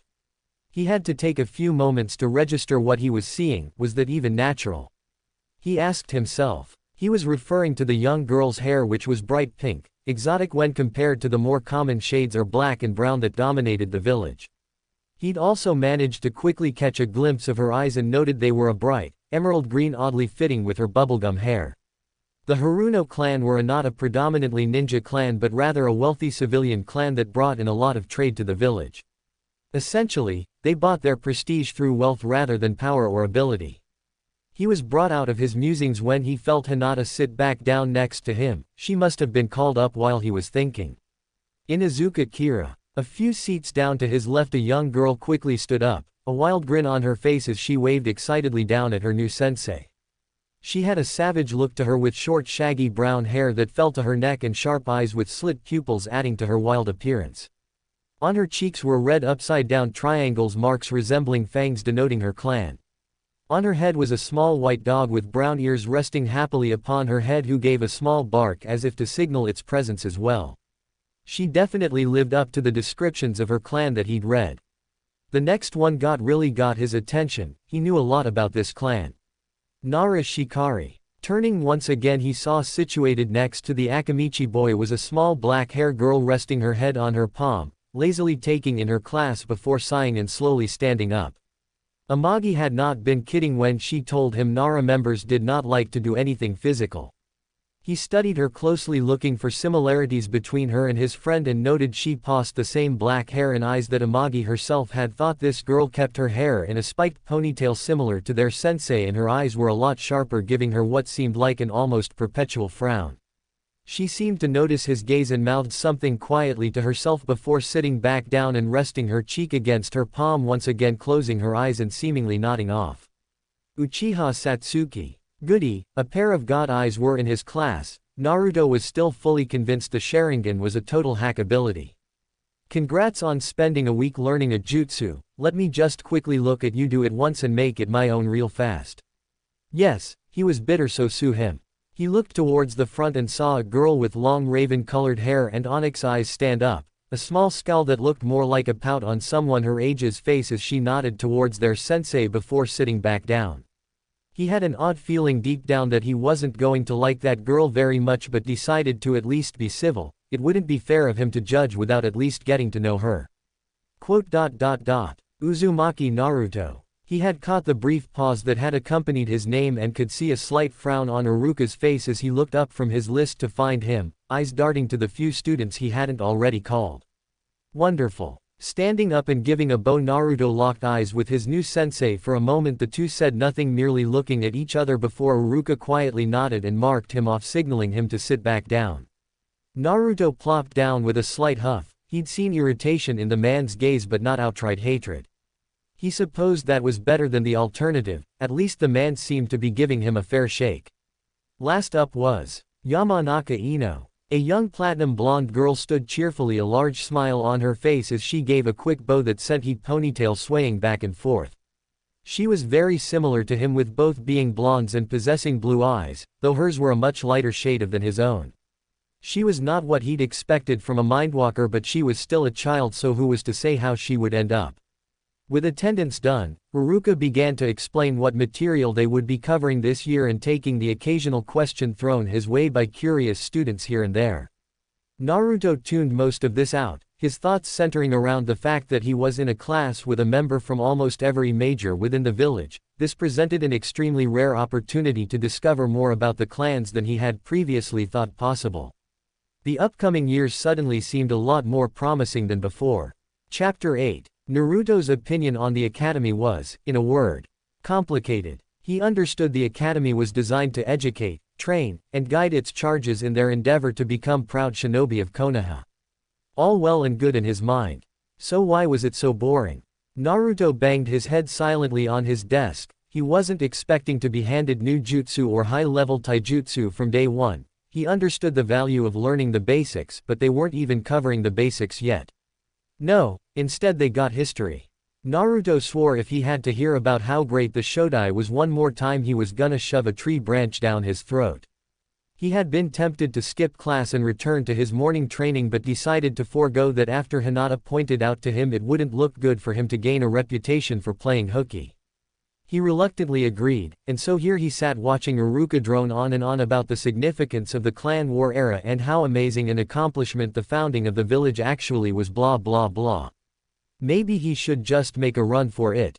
Before Naruto could put his plan into action, Iruka clapped loudly, gathering the class's attention and waking those who had fallen asleep during his lecture. He could however still hear the faint snoring of a certain Nara behind him and chuckled quietly to himself, picturing a certain librarian doing something similar at her own desk. "Shikari, wake up." The man bellowed. This was a regular occurrence for Iruka. She was not the first Nara he'd taught. Naruto swore he heard her mutter curses quietly to herself as she slowly sat up. Troublesome sensei. Since you all seem to think my lessons are sleeping aids, today we will be moving on to something more physical, Iruka started, giving a small glare towards a few repeat offenders. I am going to have you all paired up for supervised spars to gauge where you are stand both skill-wise and physically. Please make your way out to the training yards. He finished and briskly made his way out to set up the practice rings. Naruto couldn't help but smirk a bit at the thought of finally doing something practical. Sure, he didn't completely hate history, but he had long since learned a lot of what they were covering years ago, with Amagi's guidance making class somewhat of a chore. Sparring, however, was something he was definitely into. He had only ever sparred with Hinata on a few occasions, and even then the two were somewhat reluctant to actually harm one another, so they were more mock spars than anything really. Here though, under the supervision of trained instructors and strangers as his opponents, he could afford to cut loose a bit more. He quickly made his way outside with the rest of his class and they formed a single file line, right in front of the training field awaiting further instruction. Looking up and down the line, he could see some of his peers were clearly more excited than others to finally get their hands dirty, taking note of the cocky but excited smirk of their resident Uchiha and the fanged grin spread across the Inuzuka's face. Meanwhile, the chubby Akamichi seemed downright terrified at the prospect of hurting anyone, nervously munching away at his chips as he waited anxiously. Uruka arrived a few moments later and stood in front of them, quietly taking in their varied expression, perhaps judging how best to approach this next step in their journey. As I said before, these matches will just test to see where you are all at individually, so I have a better idea of what to work on with you all. He started, hoping to reassure students that they were not going to be penalized for performing poorly here. I know some of you will have been taught small bits of your clan's preferred fighting styles, while others may not have any style at all, or even fought before. That's okay. Just do your best for the moment. He finished before holding up a sheet of paper. For this exercise, I will be picking your opponents to try and keep things somewhat fair, but in future, you will occasionally be allowed to pick your preferred opponents. Uruka had learned it was better for him to pick out the matchup unless he wanted to see some poor civilian-born student get blindsided by a clan child. It didn't teach him much, and all it did was discourage civilians from further pursuing the career. When I call your name, please step into the ring and wait for my instructions, he said before running down his list. Naruto watched with minor interest at the first few fights. They were nothing special, seeing as Uruka had pitted the civilian children against each other first, and with no real fighting style matches quick devolved into brute force matches based more on strength and technique. He had paid slightly more attention to the pink-haired Haruno's match though. Despite her frail appearance, she apparently had a mean right hook. Something her opponent hadn't expected, judging by the shocked look in their eyes as they rolled out of the ring, granting her the victory. Hinata Hyuga and Yamanaka Ino, he heard Uruka shout. He reached over and gave Hinata a slight pat on the back for encouragement, earning him a bright smile from the girl as she made her way to the left side of the ring, opposite of her blonde-haired opponent.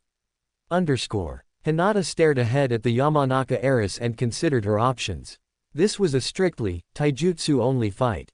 Those who'd already had their chakra unlocked, mainly clan children, were prohibited from using it and had to rely completely on physical prowess alone to win. That put her at a slight disadvantage. Her clan's fighting style relied heavily on chakra usage to do damage and incapacitate foes.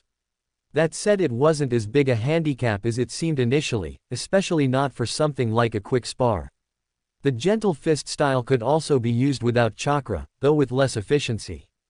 Striking her target rapidly with just the tips of her fingers worked rather well on its own. The smaller surface area combined with the proper amount of force created an intense stinging pain that with enough time could wear an opponent down and made opponents twitchy.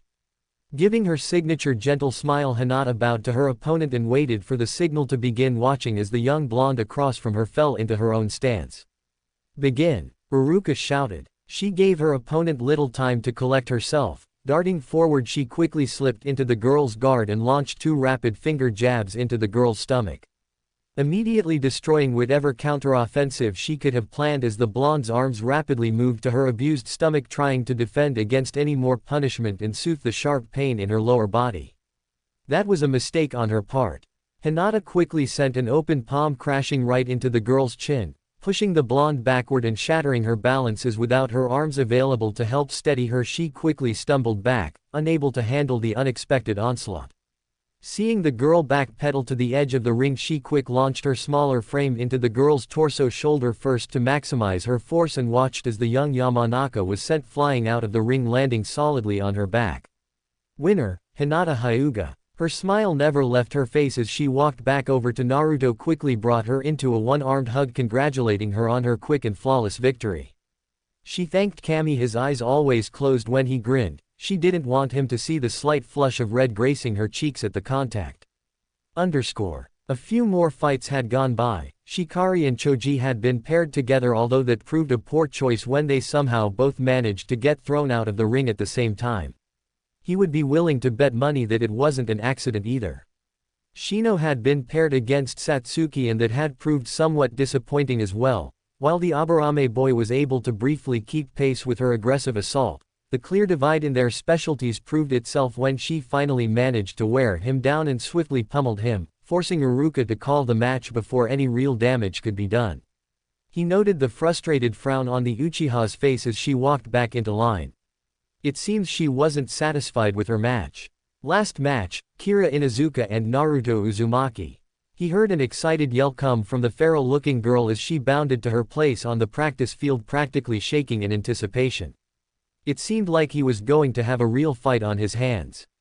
He felt Hinata poke his cheek softly, her way of wishing him luck, a habit she'd picked up after he would pull hers when she stuttered or didn't say what she actually meant. He sent her a play pout before making his way to the field and taking his place across from his eager foe.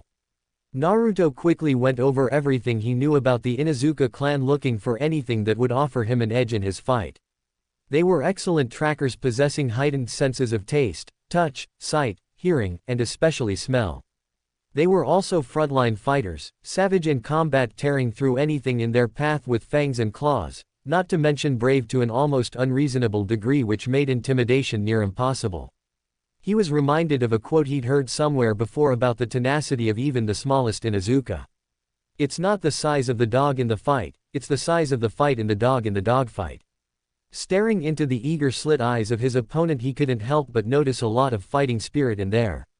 He did, however, recall one piece of information he'd managed to find in an old worn-out text from someone who had fought with and against members from the clan that might help him. Younger and more inexperienced clan members tended to have a slight tunnel vision, focusing heavily on more telegraphed attacks, but had trouble properly defending against misdirection and feints. He didn't know how true that was, but he would keep it in mind. Begin. Hearing the starting signal, Naruto decided to allow the feral girl to come to him and start on the defense. He knew that without a proper style he was at a disadvantage, but hopefully his conditioning would allow him to tank some hit and react quickly enough to her offensive. She wasted no time, falling upon him like a rabid dog, lashing out with a heavy punch, hoping to blitz him with her higher than average speed. He caught her fist and quickly sent his own returning punch into her surprised face, causing her to step back slightly, but not deterred in the slightest. Did she look more excited? She was on him once again, and he was forced to dodge a barrage of punches and swipes, grunting in discomfort as a few of her swings managed to land or clip him as he weaved through and around strikes. He could take punishment, but not forever. He decided to go for something rather risky. Seeing an incoming punch, he grabbed her fist once again, baiting her. Predicting he was going for another punch, the Inuzuka launched her free arm first, intending to repay him for his earlier counter. He caught the two, leaving them deadlocked in the center of the ring, neither able to make a move. Or at least that's what she'd thought. Quickly pulling her forward, Naruto brought his forehead harshly into contact with hers in a savage headbutt that left her seeing stars for a moment. She wasn't the only one. Naruto stumbled slightly, releasing her arms as he did his best to shake off the ringing in his ears. He needed to press his advantage.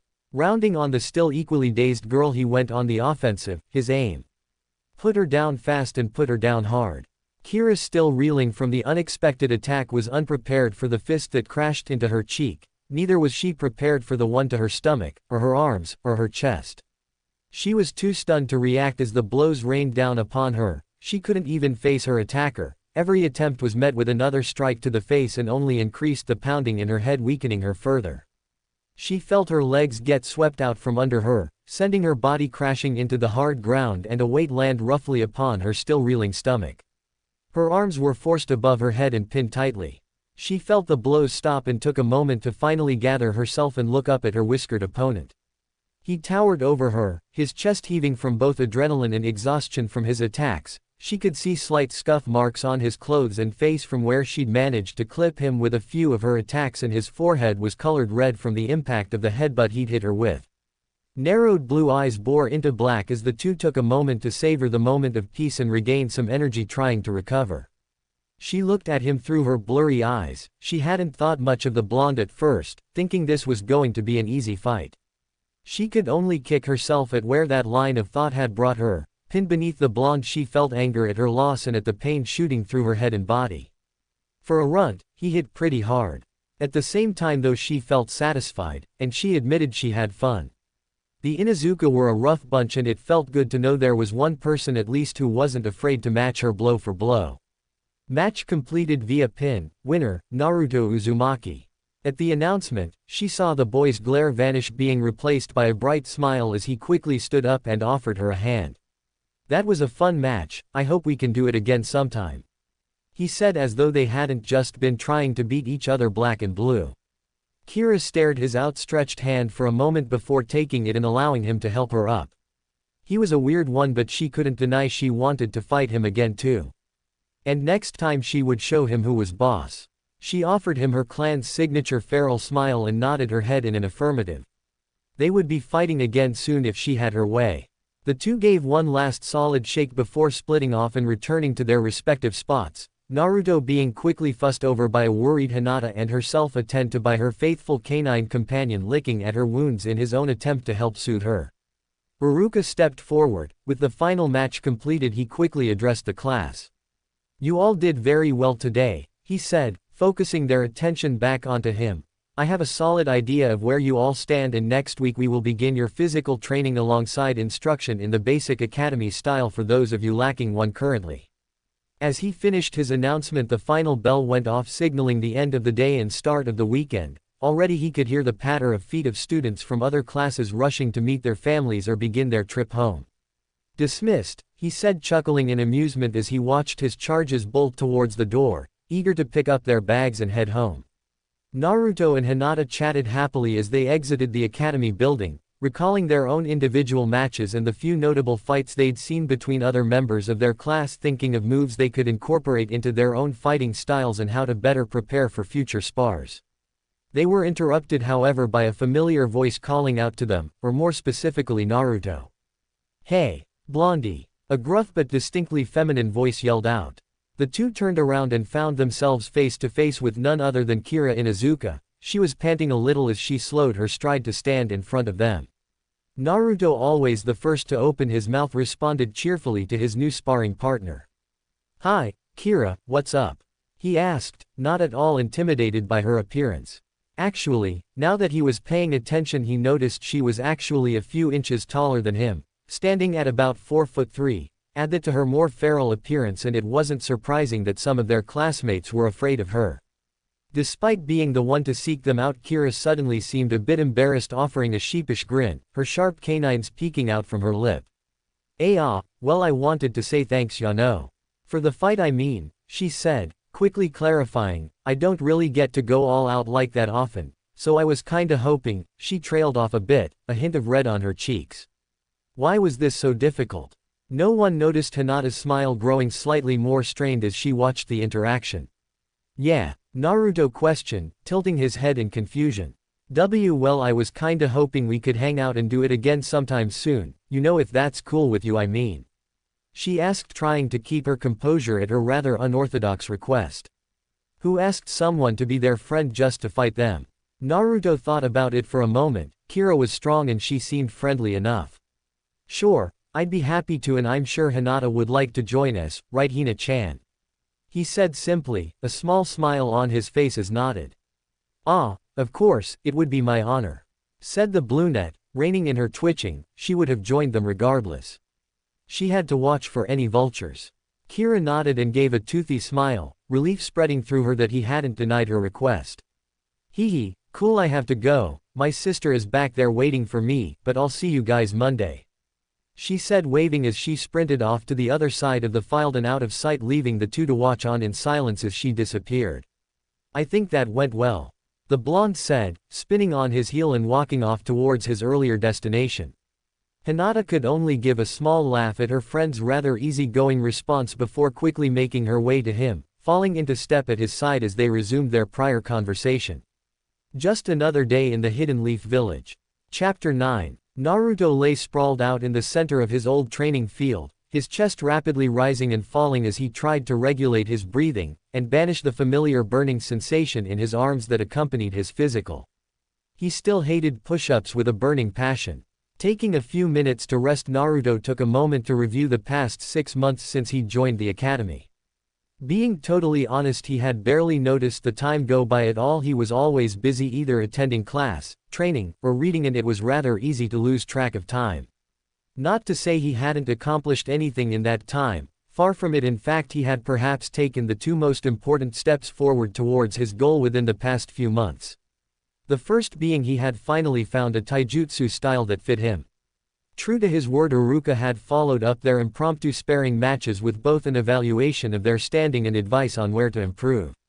He had received high marks for speed and power, but his lack of proper technique forced him to make unnecessary and high-risk maneuvers. Iruka's citied his headbutt that, while effective, still left him vulnerable and relied too heavily on his ability to recover faster than his opponents to be useful. He had been slightly upset at the critique, seeing as he had won his match, but had to admit if his opponent had been a more experienced fighter he probably would not have gotten so lucky. That knowledge had made him anxious to see if maybe any of the academy styles would help refine his fighting, seeing as there were 3 variations of it to help accommodate for different types of students. The Iron Oak style for more defensive-oriented students who could take a hit and allow the user to punish openings left by attackers. The Winding Willow style for speedy students who preferred waiting to evade attacks and retaliating with quick strikes, while weaving in and out of an opponent's guard. Lastly, the Burning Pine style was an all-out aggression style for those who wanted nothing more than overwhelm their opponents with a flurry of attacks, never giving them the chance to counter. His results with the 3 had been mixed, however. He had been able to incorporate some moves from each into his brawler, boxer-like style, giving it a bit more finesse than he'd had before. However, none of the styles truly felt right to him in their full forms, with the Willow style coming closest, but it was too passive for his taste, leaving him somewhat out of luck. So, he decided to do what he always did when he ran into a roadblock. Go to the library. Contrary to popular belief, one did not actually have to be a shinobi to gain access to certain areas of the shinobi section of the library. Information on things like chakra control, taijutsu techniques, and jutsu theory was all readily available to the public. The village wasn't going to hamper its citizens who wanted to learn to defend themselves or civilian children who didn't have ninja relatives to fall back on by keeping everything locked and hidden away. The only requirements to get into the shinobi section without being a registered ninja were to submit a form to gain a pass, which was more so for security than anything, or be a student attending the shinobi academy. He had heavily abused that newfound knowledge to spend hours going over scrolls and various texts trying to find a proper style for himself. Within a week he had what he had been looking for. The hummingbird style. The hummingbird style, at first glance, reminded him of the Winding Willow style, with both placing a high emphasis on speed to engage enemies. The difference that caught his attention was that the hummingbird style wasn't about pure evasion, but rather using speed to dance around the target using unpredictable movement patterns to confuse the enemy when attacking. He spent a few days running through the beginner forms detailed in the scroll and felt it immediately click with him. It played to his strengths and had room to be tweaked if he decided he wanted to pick up a weapon in the future as well. He had spent the next month and a half getting the basics down and was now working on the starting intermediate moves. The second big event blew even that out of the water though. He had finally had his chakra unlocked. Flashback. Naruto sat in a meditative pose, his eyes closed as Iruka's voice softly explained the process of feeling out their locked chakra cores. Despite all people possessing chakra, it wasn't inherently active within them from birth. Instead, it sort of just sat in the coils, moving slowly almost like sludge through a pipe, doing just enough to keep its owner alive but not enough to be used for anything else. This slow flow allowed for a person's chakra network to stabilize over time before finally settling, at which point the flow would almost completely stop. Ninja, however, learned to call upon their chakra, moving it throughout their bodies and forcing the flow to continue. This had the side effect of expanding their coils and allowing for the production of more chakra. Essentially, chakra acted like a muscle, and through training, it would grow and expand. The caveat to all this is that the longer someone waited to activate their chakra system, the harder it became to get it moving, and at a certain point it was near impossible to call upon it at all. It is why civilians never suddenly dropped their professions to become shinobi. However, if a person's chakra system was activated too early, the coils could be damaged, which was not a pleasant outcome either, so it eventually became standard practice to have children unlock their chakra from the ages of around 6 to about 10, any later and the odds of them unlocking it fell dramatically. Iruka spoke again, breaking him from his thoughts as he refocused on his sensei's words. I will be going around to administer the booster shot that'll jumpstart your chakra systems. Don't be afraid of the feeling, but instead follow it and try to drag your own chakra with it. He explained. The booster shot wasn't like the ones a doctor would give, it would be more appropriate to call it a chakra injection. The process broken down was rather simple. Someone essentially shot a pulse of chakra through you. The pulse would drag your own chakra, speeding up the circulation so that you could feel it and begin moving it on your own. There was a lot of theory behind it that he wasn't even going to try and understand. He was more focused on finding it first before he worked out how it moved. "Naruto, are you ready?" he heard Iruka ask above him. "Yes, sensei," he replied, immediately perking up, eager to begin. "All right, remember to try and drag your chakra once you feel it moving inside you," Iruka replied. Naruto nodded and felt the man place a hand on his back and drew in a breath in preparation.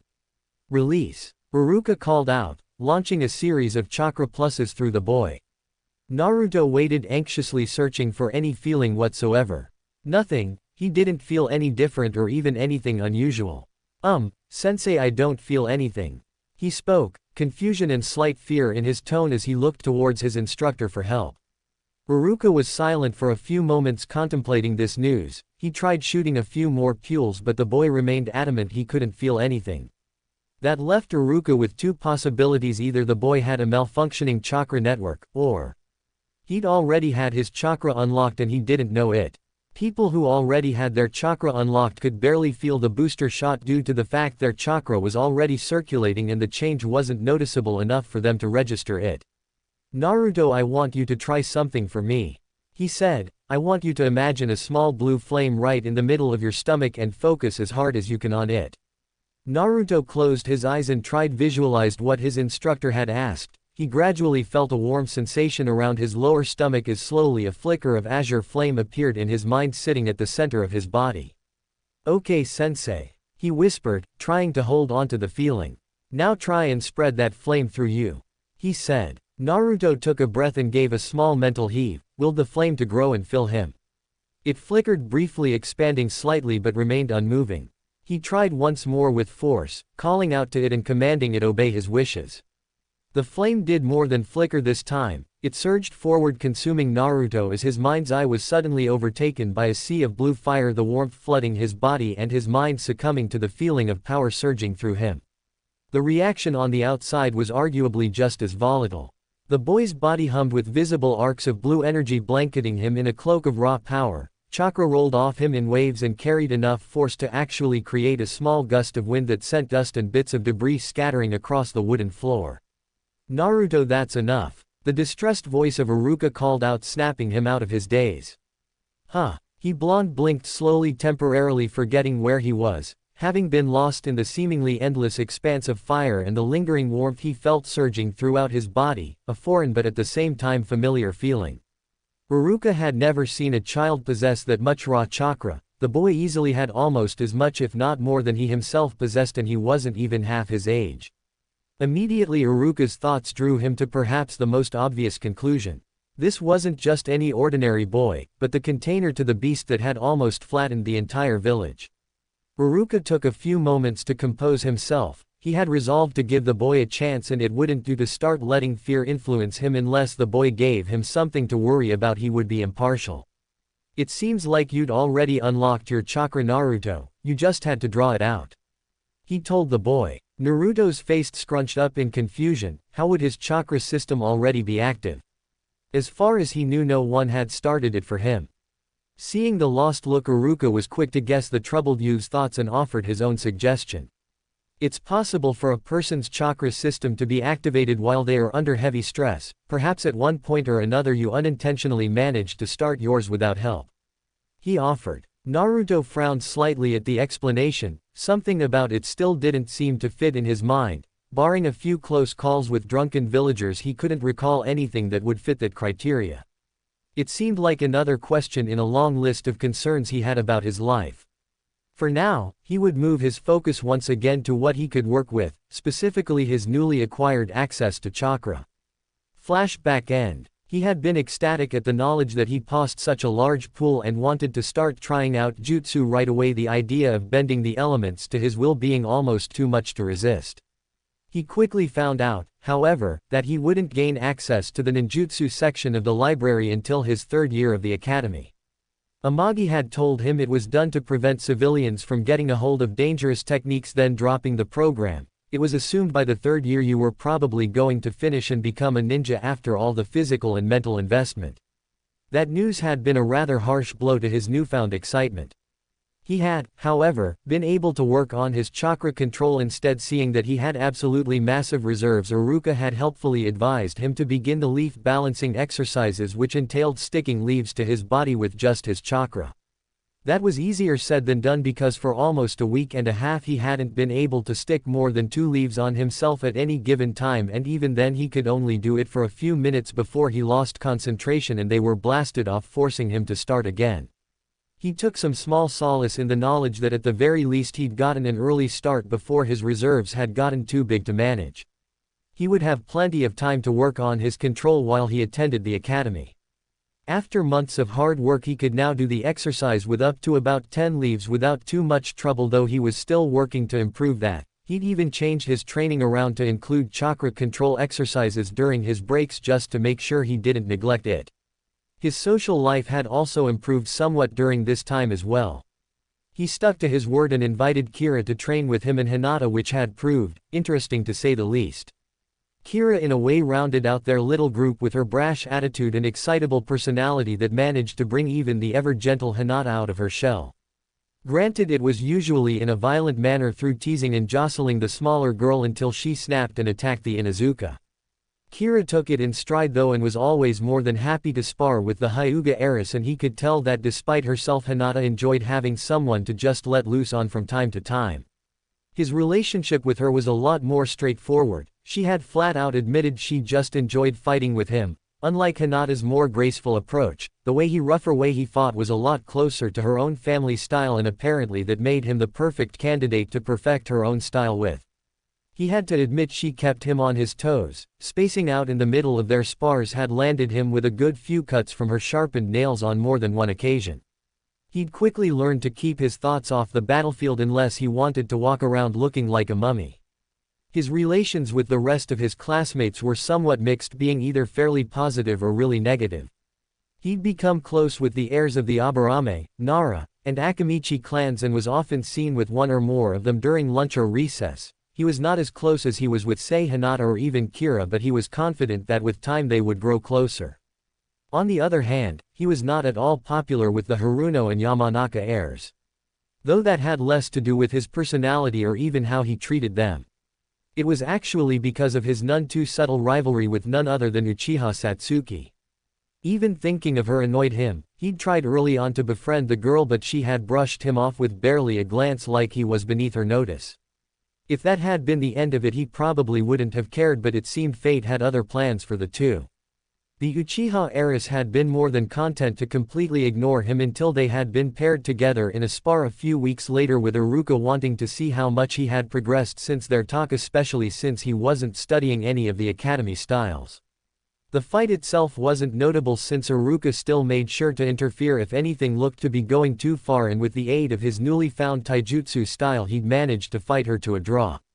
That was saying something, as Satsuki was arguably one of the best fighters in their class, with only Hinata, Kira, and himself being able to challenge her at all when it came to pure hand-to-hand combat. After that, the Uchiha had apparently made it her personal goal to beat him in anything and everything. Test scores, weapons throwing, and of course their weekly spars. She made it a point to always choose him as her sparring partner when the chance presented itself, to the point no one besides Hinata and Kira even bothered to pick him anymore. He'd called her out on it more than once, but she only ever responded with vague insults or grunts. "Your stupid face pisses me off, idiot, that's the only reason I need." She sneered at him, arms crossed in her usual aloof pose. Her apparent distaste of him convinced those who admired her to dislike him too, so Sakura and Ino avoided him when possible, being big fans of the girl for whatever reason. He'd long since given up on understanding them, and he had better things to do with his time anyway. He decided he'd spent enough time sitting around, and so he picked himself up and began his trek home. He still had a whole week of homework from before break that he needed to finish, and he didn't need another lecture from Iruka like the last time he forgot to do it. He made a mental note to himself to maybe stop waiting until the last minute to do his assignments. "You look like crap, Whiskers."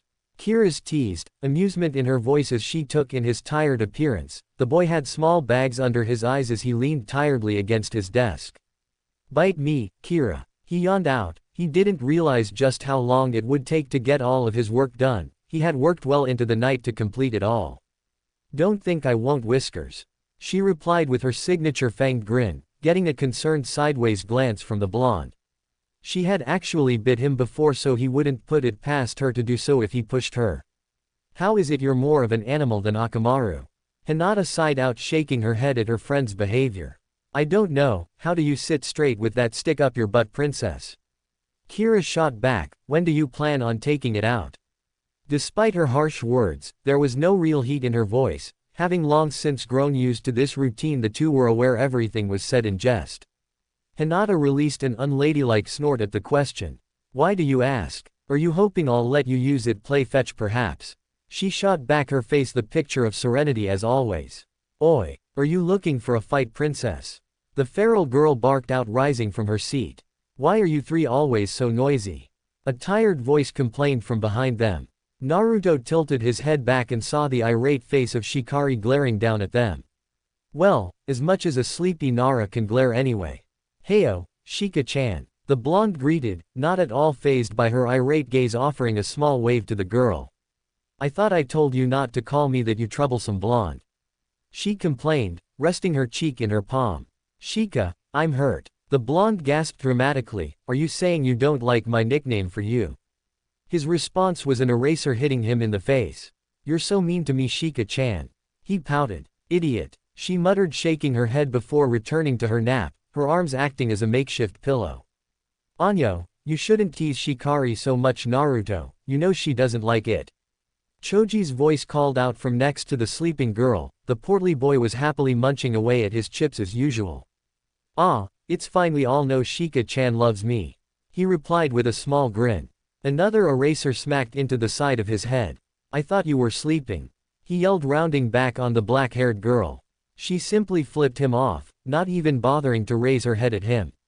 The girl was actually rather vulgar for her age, something he'd quickly found out within days of getting to know her.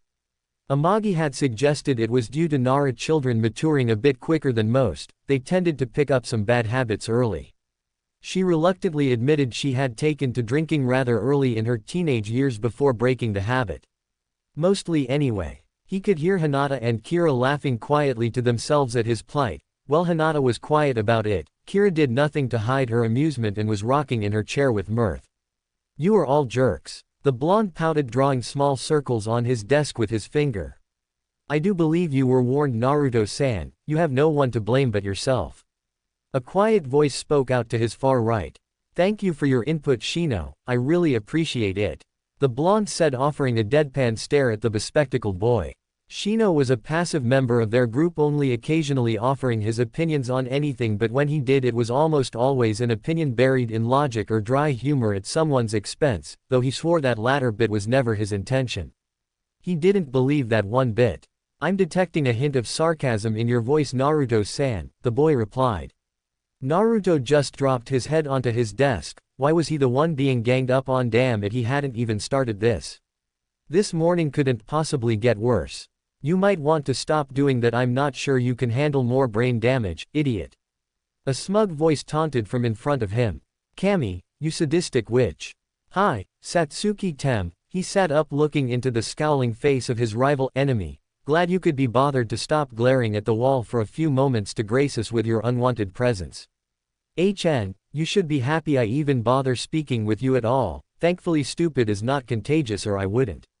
She said, turning her head away from him. Naruto just rolled his eyes at her response and put his head back down. Maybe he could get a few minutes rest before class started.